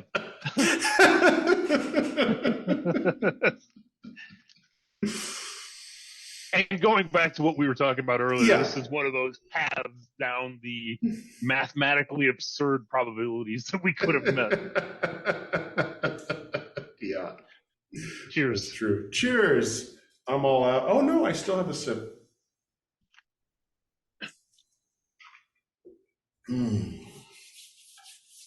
I like to keep a lot of random things for my Buddhist books. Yeah. I sometimes, something will come up and I'll just have something within arm's reach. So I've got like all kinds of little characters. So when a new character is introduced, then I say, okay, this is that character. See, it's a horse, or this is Upananda. He's been very popular lately. He's a very grouchy monk. And fun stuff. So for us, on my desk, I keep my little baby Buddhas in between the first shell of a 45 that I shot. Nice. Many, because non-dual, right? I've got both of those in one with my karate Buddha. Nice, yeah. Yeah. That guy's ready to be one of the last avatars. Yeah. I love it. Hey, are they're making new avatars, aren't they? Cartoon or I believe I've heard that. I don't know anything as far as whether that's like how that's happening. Yeah. But they tried to do an Indian, they made a movie. They're probably going to make a sequel. I'm trying to remember the name of it. I'm stalling while I try to remember. But it's, that same premise. There's another, no, I'm not remembering any of it. But I think Avatar was the first one where they have people that have the power of an element, and then the main character is able to work with more than one element, and that whole thing. So there's an Indian one where they've tied in Hindu mythology somehow. And nice. So there's like the bearer of the power of Hanuman and the bearer of the power of this and that and different elements and stuff like that. So it's like Avatar and Mahabharata combined? Something like that, yeah. But they've got a little bit of a Luke Skywalker thing happening where the hero is just your everyday guy, nothing special about him. But then it turns out he's got the power of fire, and then also the big bad that is like somewhere between the worlds that used to almost rule the world and wants to come back to rule the world again also has the power of fire. That's odd. It's his dad. It's like, so the hero that was a zero that's now the hero is gonna, in the second movie, have to go up against his dad. So they're doing a Star Wars meets Avatar with Hindu gods. I'm like, all right. But the effects are a little cheesy and the movies are a little unnecessarily long. I think I enjoyed it more than she did. Because I think, and I can understand that because when American things drive me nuts, they really drive me nuts. But they're just interesting to her. Like, you know, like when we first met and she's like, oh yeah, I love American music. Country music is my favorite. I'm like, what? Like, you just think America, you think, you know, New York, Texas, whatever, you know. But yeah, when things annoy her about India, then they're much more annoying. Where for me, I'm like, yeah, okay, yeah, I like the part where they went up the hill, and she's like, don't talk to me about that movie. I'll get too upset. Yeah. There's one that I don't know how long it's been on Netflix, but it's RRR. Oh yeah, of course, yeah. That one. Yeah. That's an amazing you saw it. Yeah, I haven't seen it yet, but I'm familiar with it. Yeah, I've seen breakdowns and this kind of thing. Yeah. I mean, so, and you, I don't know much by way of movies from India, about India, or things like that. I can tell you it's as over the top as I expected it to be, you know? Yeah. And in that way, it was just amazing. Like it was. It's like that sort of Greek epic scale, but on a topic that's like kind of personal. Like, I mean, like it still resonates today. Like when they deal with British colonialism, it's like, right. It's been long enough that it's not too sensitive. It's not like making a movie about Pakistan or something, you know, and India fighting Pakistan. Those exist, but you know, that's a little bit touchier. People get a little more upset about it. But it's also not so old that people have forgotten it. And it's been interesting within our lifetimes to go to see everything go, bringing it back to Nazis again, to go from Indiana Jones to 2016, you know what I mean? Like these are the cartoon bad guys that you obviously, you know, are obviously the bad guys, you know, and then all the way to they're marching in Charlottesville, you know, and proudly sporting their swastikas, and it's like, what the fuck happened, you know? And so I don't know, you know, there's people who walk around with the British flag on their backpack, or you know, they just like British culture, Anglophiles, you know, and it's like, it's been long enough, I guess, that it's sort of like a curious part of history. Like, oh yeah, looking at pictures, black and white pictures of grandma when she was young, and and there's the British soldier back there, because of course that was the British period, you know. But there isn't like a fuck those British, is, you know. No, they built really nice railroads though, you know. Right. Really? Okay. All right. I have nothing to say about that, you know. Right. Yeah. No, I mean, and I've had a few conversations with a couple of different people, you know, like I feel that there's a part of me that feels like they didn't lose World War II, you know, like between Project Paperclip and like what you just said with what we're seeing in South Carolina, and just, you know, I mean, take Italy, you know, with their, and I don't mean to make this political, but it's okay. Like, 120 was incredibly political at times. I mean, that episode, it got more political than I needed to. But it's just, it's weird, you know, it makes you realize that there is no such thing as time, that things are cyclical, that, you know, what has come before will come tomorrow, and what will come in the future has happened before, you know. It's fascinating and sad, and it breeds hope, but it also breeds fear, you know.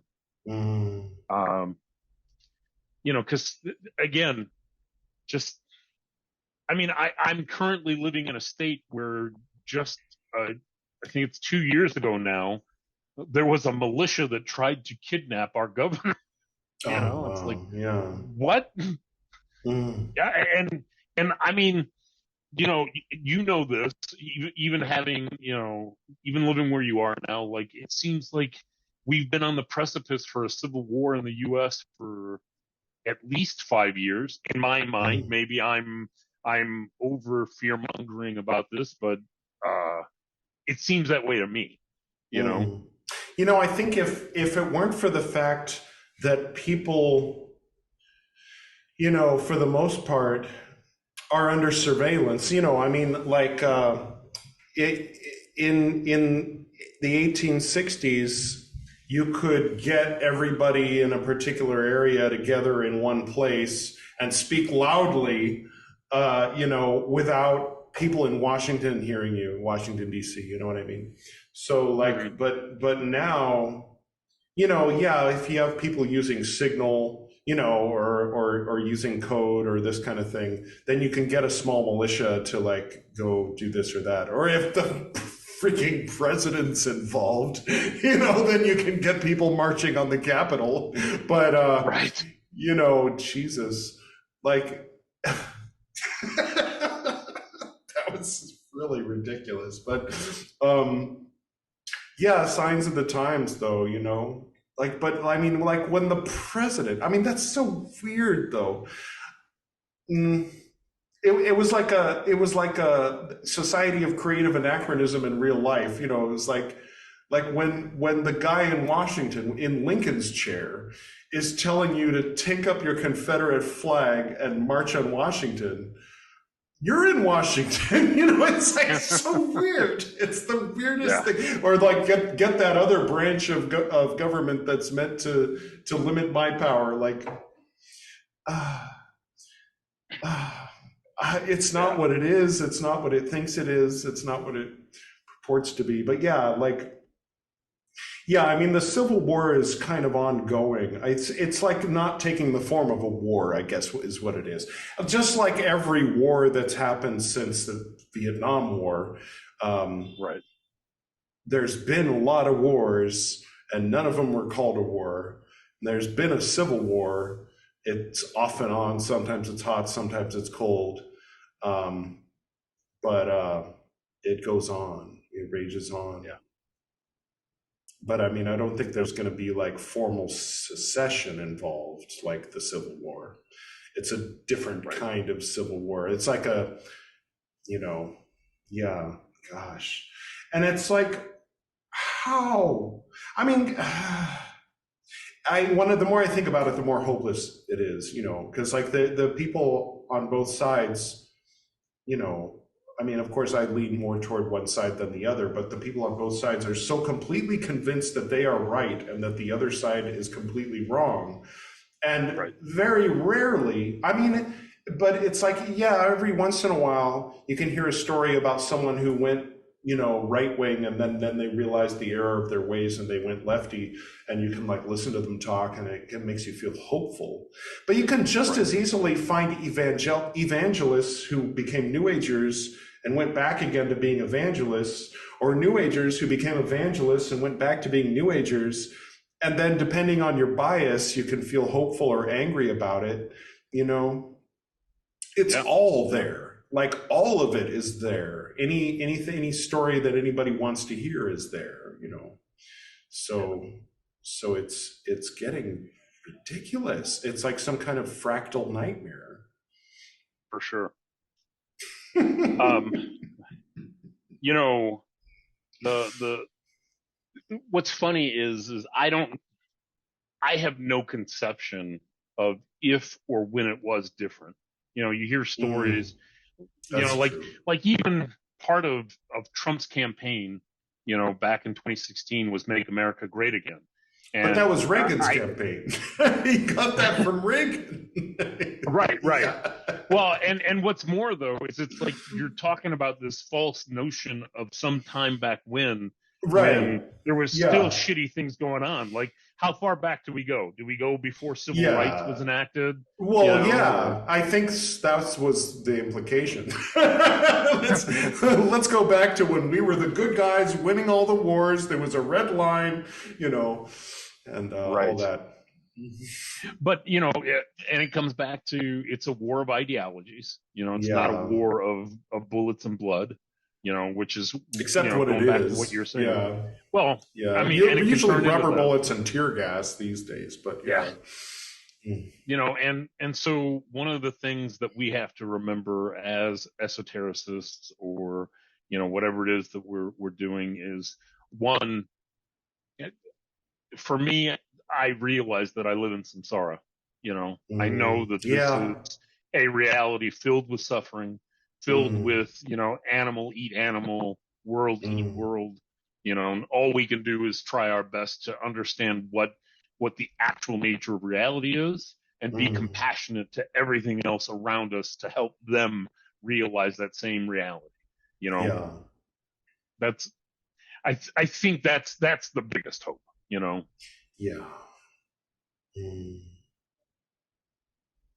Yeah. Or so I keep telling myself.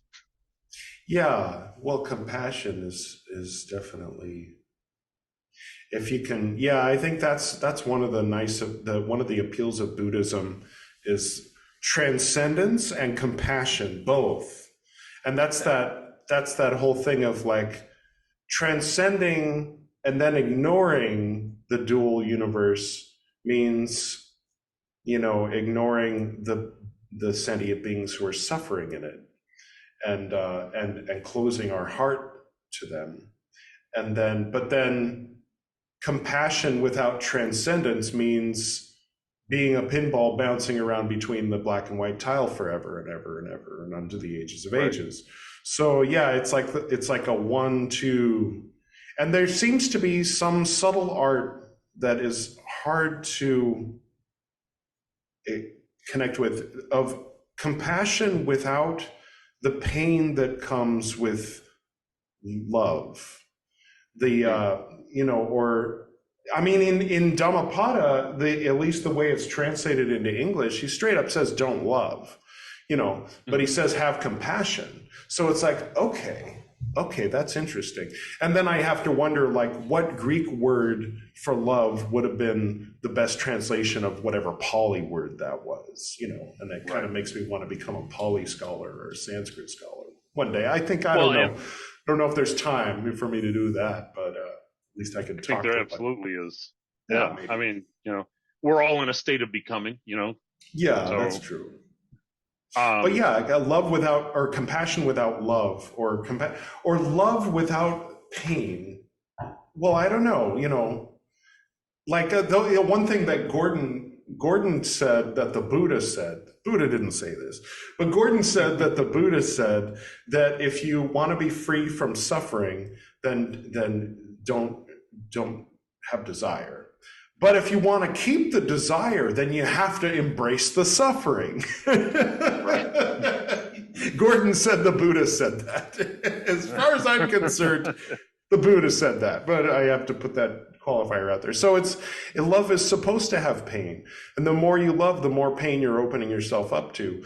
But you have to be a masochist. If you want to get the most pleasure, then you have to want the pain at the same time, and then it's getting more back into tantric strings tied around things, but Well, and it's, if we're going to translate love in Pali, we should translate compassion too, right? Because what does it mean to suffer with, And so, I mean, I kind of agree with what Gordon was saying there. It's like, you got to embrace the suffering, And like kind of Paul a little bit, weep with those who weep, I think the Buddha wasn't saying weep with those who weep. He was saying, let the dead bury their dead and go in the forest and sit under a tree. I'm mixing metaphors, but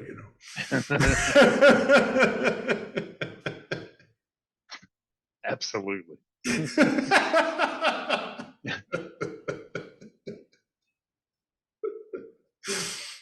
I don't know. One of the books that I think, and I'm trying to remember. Oh, because you said mixing metaphors. One of the books that I think that is least esoteric on my library shelf right now, but is one of the most fascinating as far as realizing non-duality, or approaching it, I should say, not realizing, is a book by Douglas Hofstadter, Gödel Uscherbach, right? Right. My mom had that book. I mean, I had that book. I think I gave it away before I came to India, but now I kind of want to get a copy of it because I've heard good things. And I love Absolutely. Gödel. I mean, just the using math to prove that math cannot prove anything is like, right. It's so good. Or not anything to, Right. I forget exactly what it was, but it was good. It was really nice. So yeah, Gödel Escherbach. Right. So in there and in another book that Hofstadter wrote, How to Make a Mind, I believe is the title of it. I might be wrong. He talks about the notion that everything is a metaphor, right? And I don't know if he means this the way I understand it. He probably doesn't. But I understand that when I heard that phrase, it enshrined the notion of as above, so below better than anything else I've ever heard. When I realized that, what I do for a living is a metaphor for something, literally what I'm putting in my body as far as food, thought, movies, video games like Grand Theft Auto is a metaphor for something, how I practice my devotion to the divine is a metaphor for some, like these are all the only way to communicate reality to beings that live in a dual world is through metaphor, And so when you mix metaphors like you just did, it's an amazing thing, Yeah. Because now you're making your metaphors holographic, and it's right. Like, holy shit, that's what? Yeah. So fascinating. I remember it must have been three or so years ago. Priel and I were talking, and we got to that kind of level that everything means something underneath what it appears to be. And then, I remember being in that state, I think it was 3 a.m., and like walking out of the bedroom through the hall into the bathroom, switching on the light, closing the door, locking it, peeing, and like each thing I was doing, I'm like, but what does it really mean? What does it mean to walk into the hall, turn right, go into the bathroom, close the door, lock it, right? Pee. Yeah. Well, very non-dual, water in, water out. Yeah. Being a part of the stream. Yeah. Perfect. And if we take these non-dual teachers at their words, right, then this thing that we call reality doesn't even really exist at some level, right? And so what does that metaphor even mean then? Like, what? How many times have you just sat there and practice and you come to again? It's like, what the fuck was that experience or not experience? And don't get me wrong. I don't mean to go ahead and get me wrong. It doesn't matter. Either way. Yeah. Well, it's like things seem solid, but it's my soft collection of electrons and stuff hitting another soft collection of electrons and stuff that gives my nerve endings something that gets interpreted as solid, and ultimately in the future, whatever that is, if it exists, it will become ash, whatever that is. And so it's like, yeah, it's not real as a metaphor in a certain sense. Like, I think. and because I'm not a proselytizer, I don't need to have anybody join me on my Buddhist journey, as it were. But if they wanted to find this in the West, because there are far too many people I've encountered now who, when we start talking like this, they're like, now you're just talking woo-woo. It's like, go ahead and read Bertrand Russell and Alfred North Whitehead, at the same time. And you can, if you get their volumes of Principia Mathematica, and they will blow your fucking mind. They will explain mathematically and scientifically how reality is bullshit. People have such a dualistic mindset about what is and is not woo-woo. And that's a metaphor. Yeah. When I was 15, my first job was sorting the woo-woo part of the used bookstore. I think he called it. It was this old Romanian atheist, guy that ran the bookstore, and he called it all irrational phenomena. but personally, he called it woo-woo. But that was the category, and so I divided it into Wicca, traditional witchcraft, Golden Dawn, Thelema, and like every different category, and with that little label maker. And then someone would come in and be like, I want to do a spell to attract, a person. And then he's like, talk to Edward, and she'd come back. And I'm like, is it a specific person? Yes. I'm like, okay. So there's two options. One is a little bit cheaper, and it's Cunningham, it's like, or something equivalent to Cunningham. I'm like, okay, so there's a few good spells in here, but if you're really serious, you want this big, heavy, thick, expensive dictionary. And I'm like, okay, what this will tell you is, like, see, if you look here and then look at this, there's an index. And so what you want to do is this and this and this, and you can combine these things and all of this. And then so she bought the encyclopedia, and I got a commission for it. So that was nice. 15 years old. Yeah, for me, the start was Raymond Buckland. Oh, yeah. Oh, good times. Yeah. The very first rituals that I did were with my friend Isaac, using that book, the Witch's Encyclopedia. Yeah, see, I didn't use that one. For me, the first one was The Magic of Chantomatics. Oh. The little yellow book. Yeah. Okay. Fun times. Yeah. And then those little, I don't think it was Cunningham, Celtic magic, Norse magic, and what was the third one? I forget, but what is the third one? There were three. I think there were three, weren't there? It's too long ago, way too long ago.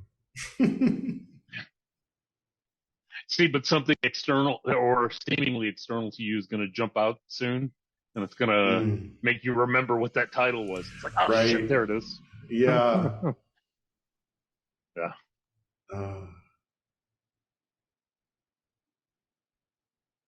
Is the DNA internal or external, or neither, or both?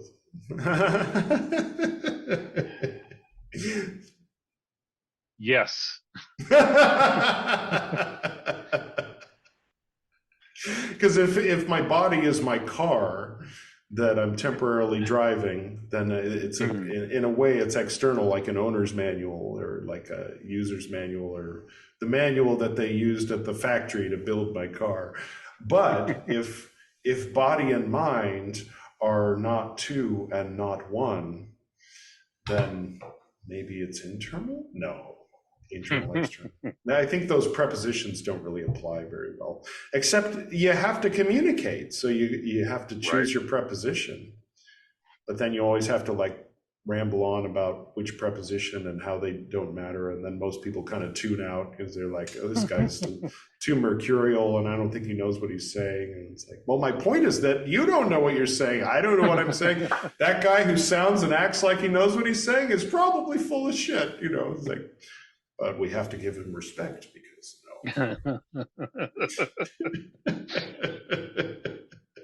Oh man, yeah. It comes from a long tradition of people who act like they know what they're saying. The lineage goes all the way back to the very first one to pretend he knew what he was talking about. Yeah. John Gold. Yeah. Oh no. I was trying to find. There's too many people with that name. I was trying to find that one. Yeah, there was. I remember at one point I found it in Wikipedia, but now there's too many, so got found out. Yeah. Those stories, man. Good times. Kind of. Yeah. I'm gonna have to get moving here in a minute, brother. Oh yeah, okay. Is there any final thoughts? Anything you want to want to close with? Yeah, I mean, what I think the only thing the is worth closing with is, one,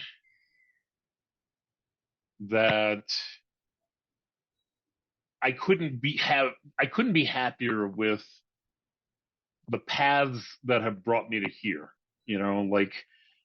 Again, going back to that first podcast we had, and talking about, our situation as it was prior to 2011, you can look at that and cry a river about it, but it brought me here, Yeah, that's true.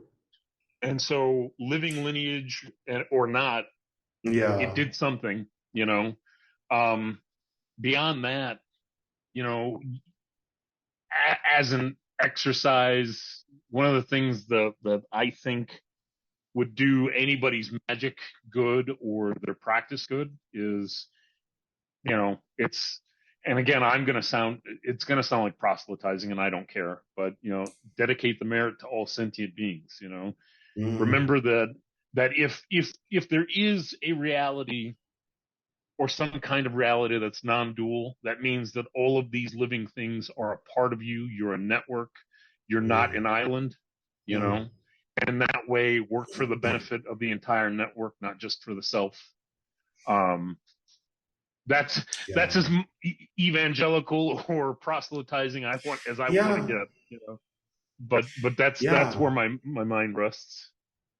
And then I think for the people who go to the opposite extreme, because that's also possible, though less common, I think, is the total rejection of what could be considered selfish. You also need to be not only fit and fed and pretty well comfortable in your dwelling place in order to be a good helper to others, generally speaking. Yeah. I mean, obviously, right. you can be a wandering monk. I mean, whatever's your path within your comfort zone, but also to give yourself space to take a break, to meditate, and turn off the phone, and if somebody's trying to make you feel guilty for not responding right away, maybe have a little talk with them about how they shouldn't do that. Establishing boundaries is good. Sometimes people take it too far. Helping others and being compassionate is good. Sometimes people take it too far. It's always like, if you give someone take this light and go with it, you can always take it too far, right. Whatever it is. And the thing is, there's going to be somebody, I'm sure, listening to this who rejects all of these ideas we're talking about, loves the ideology. Yeah. Sure, for sure. Who loves the ideologies of, say, an EA co-wedding and wants to become a living god, whatever that might mean to you. In that case, be a better god than what you're fighting against.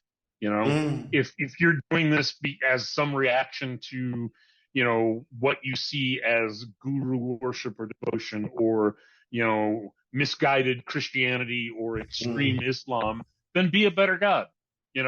Sure, become a living god, but be a better one. Yeah. Why not be a much better God than I am? I will be.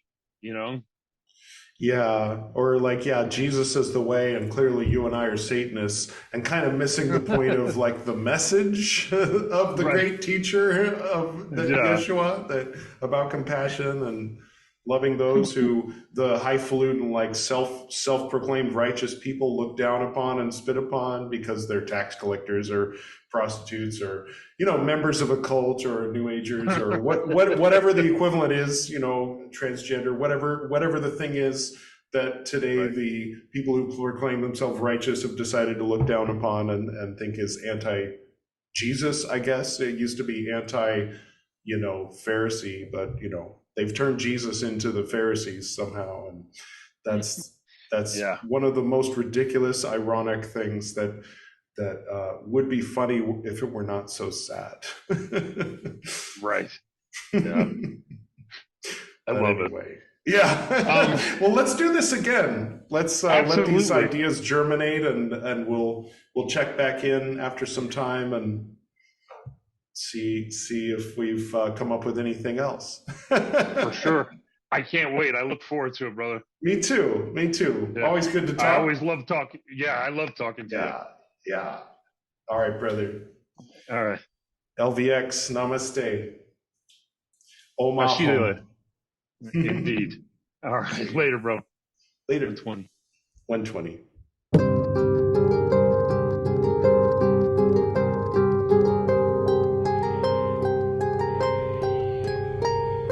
Thank you very much, brother, for being my guest on the Esoterinerd podcast today.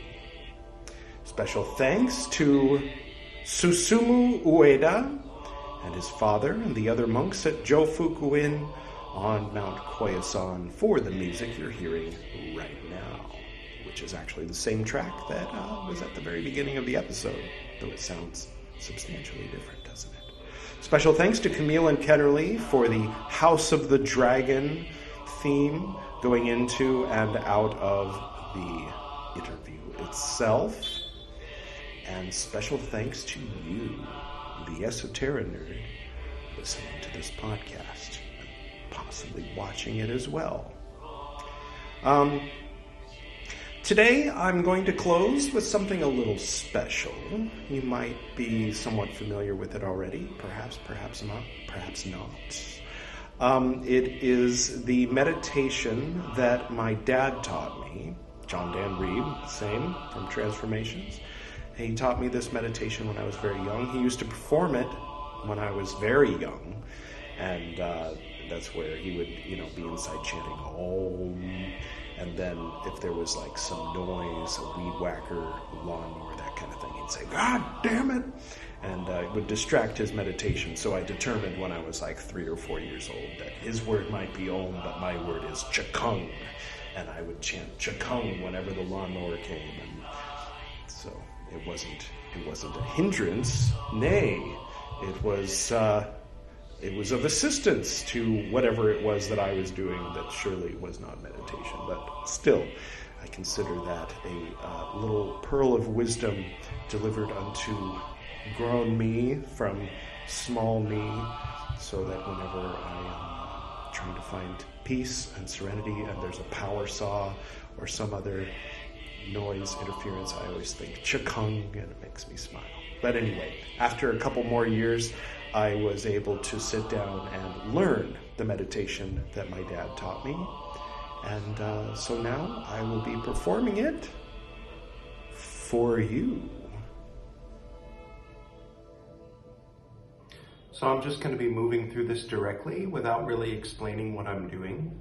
However, if you turn the dial back to episode 92 and a half, the first part of that recorded class, which was the last class I taught at my old house in Los Angeles, minus the red Tara part, this practice is explained in that part.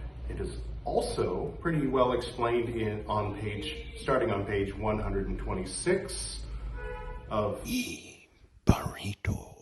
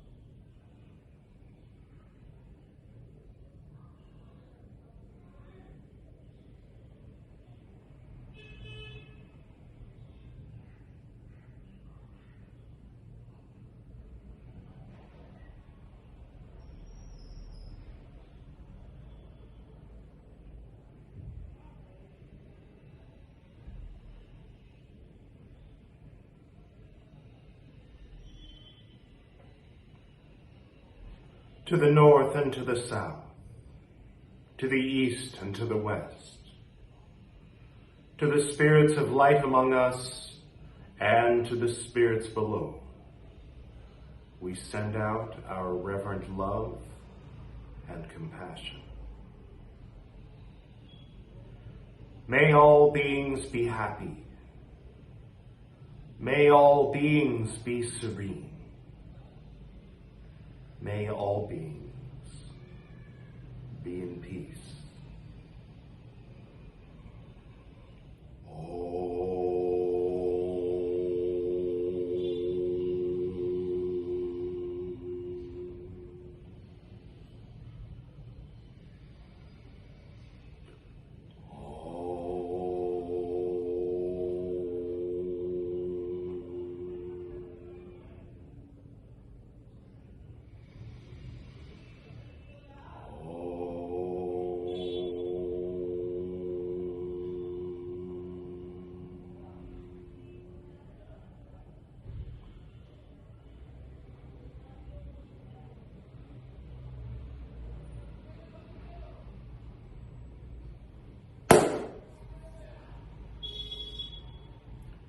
Thank you all for tuning in. If you're interested, feel free to check out our sister podcast, Edward Reed's Buddhist Books Podcast. Until next time.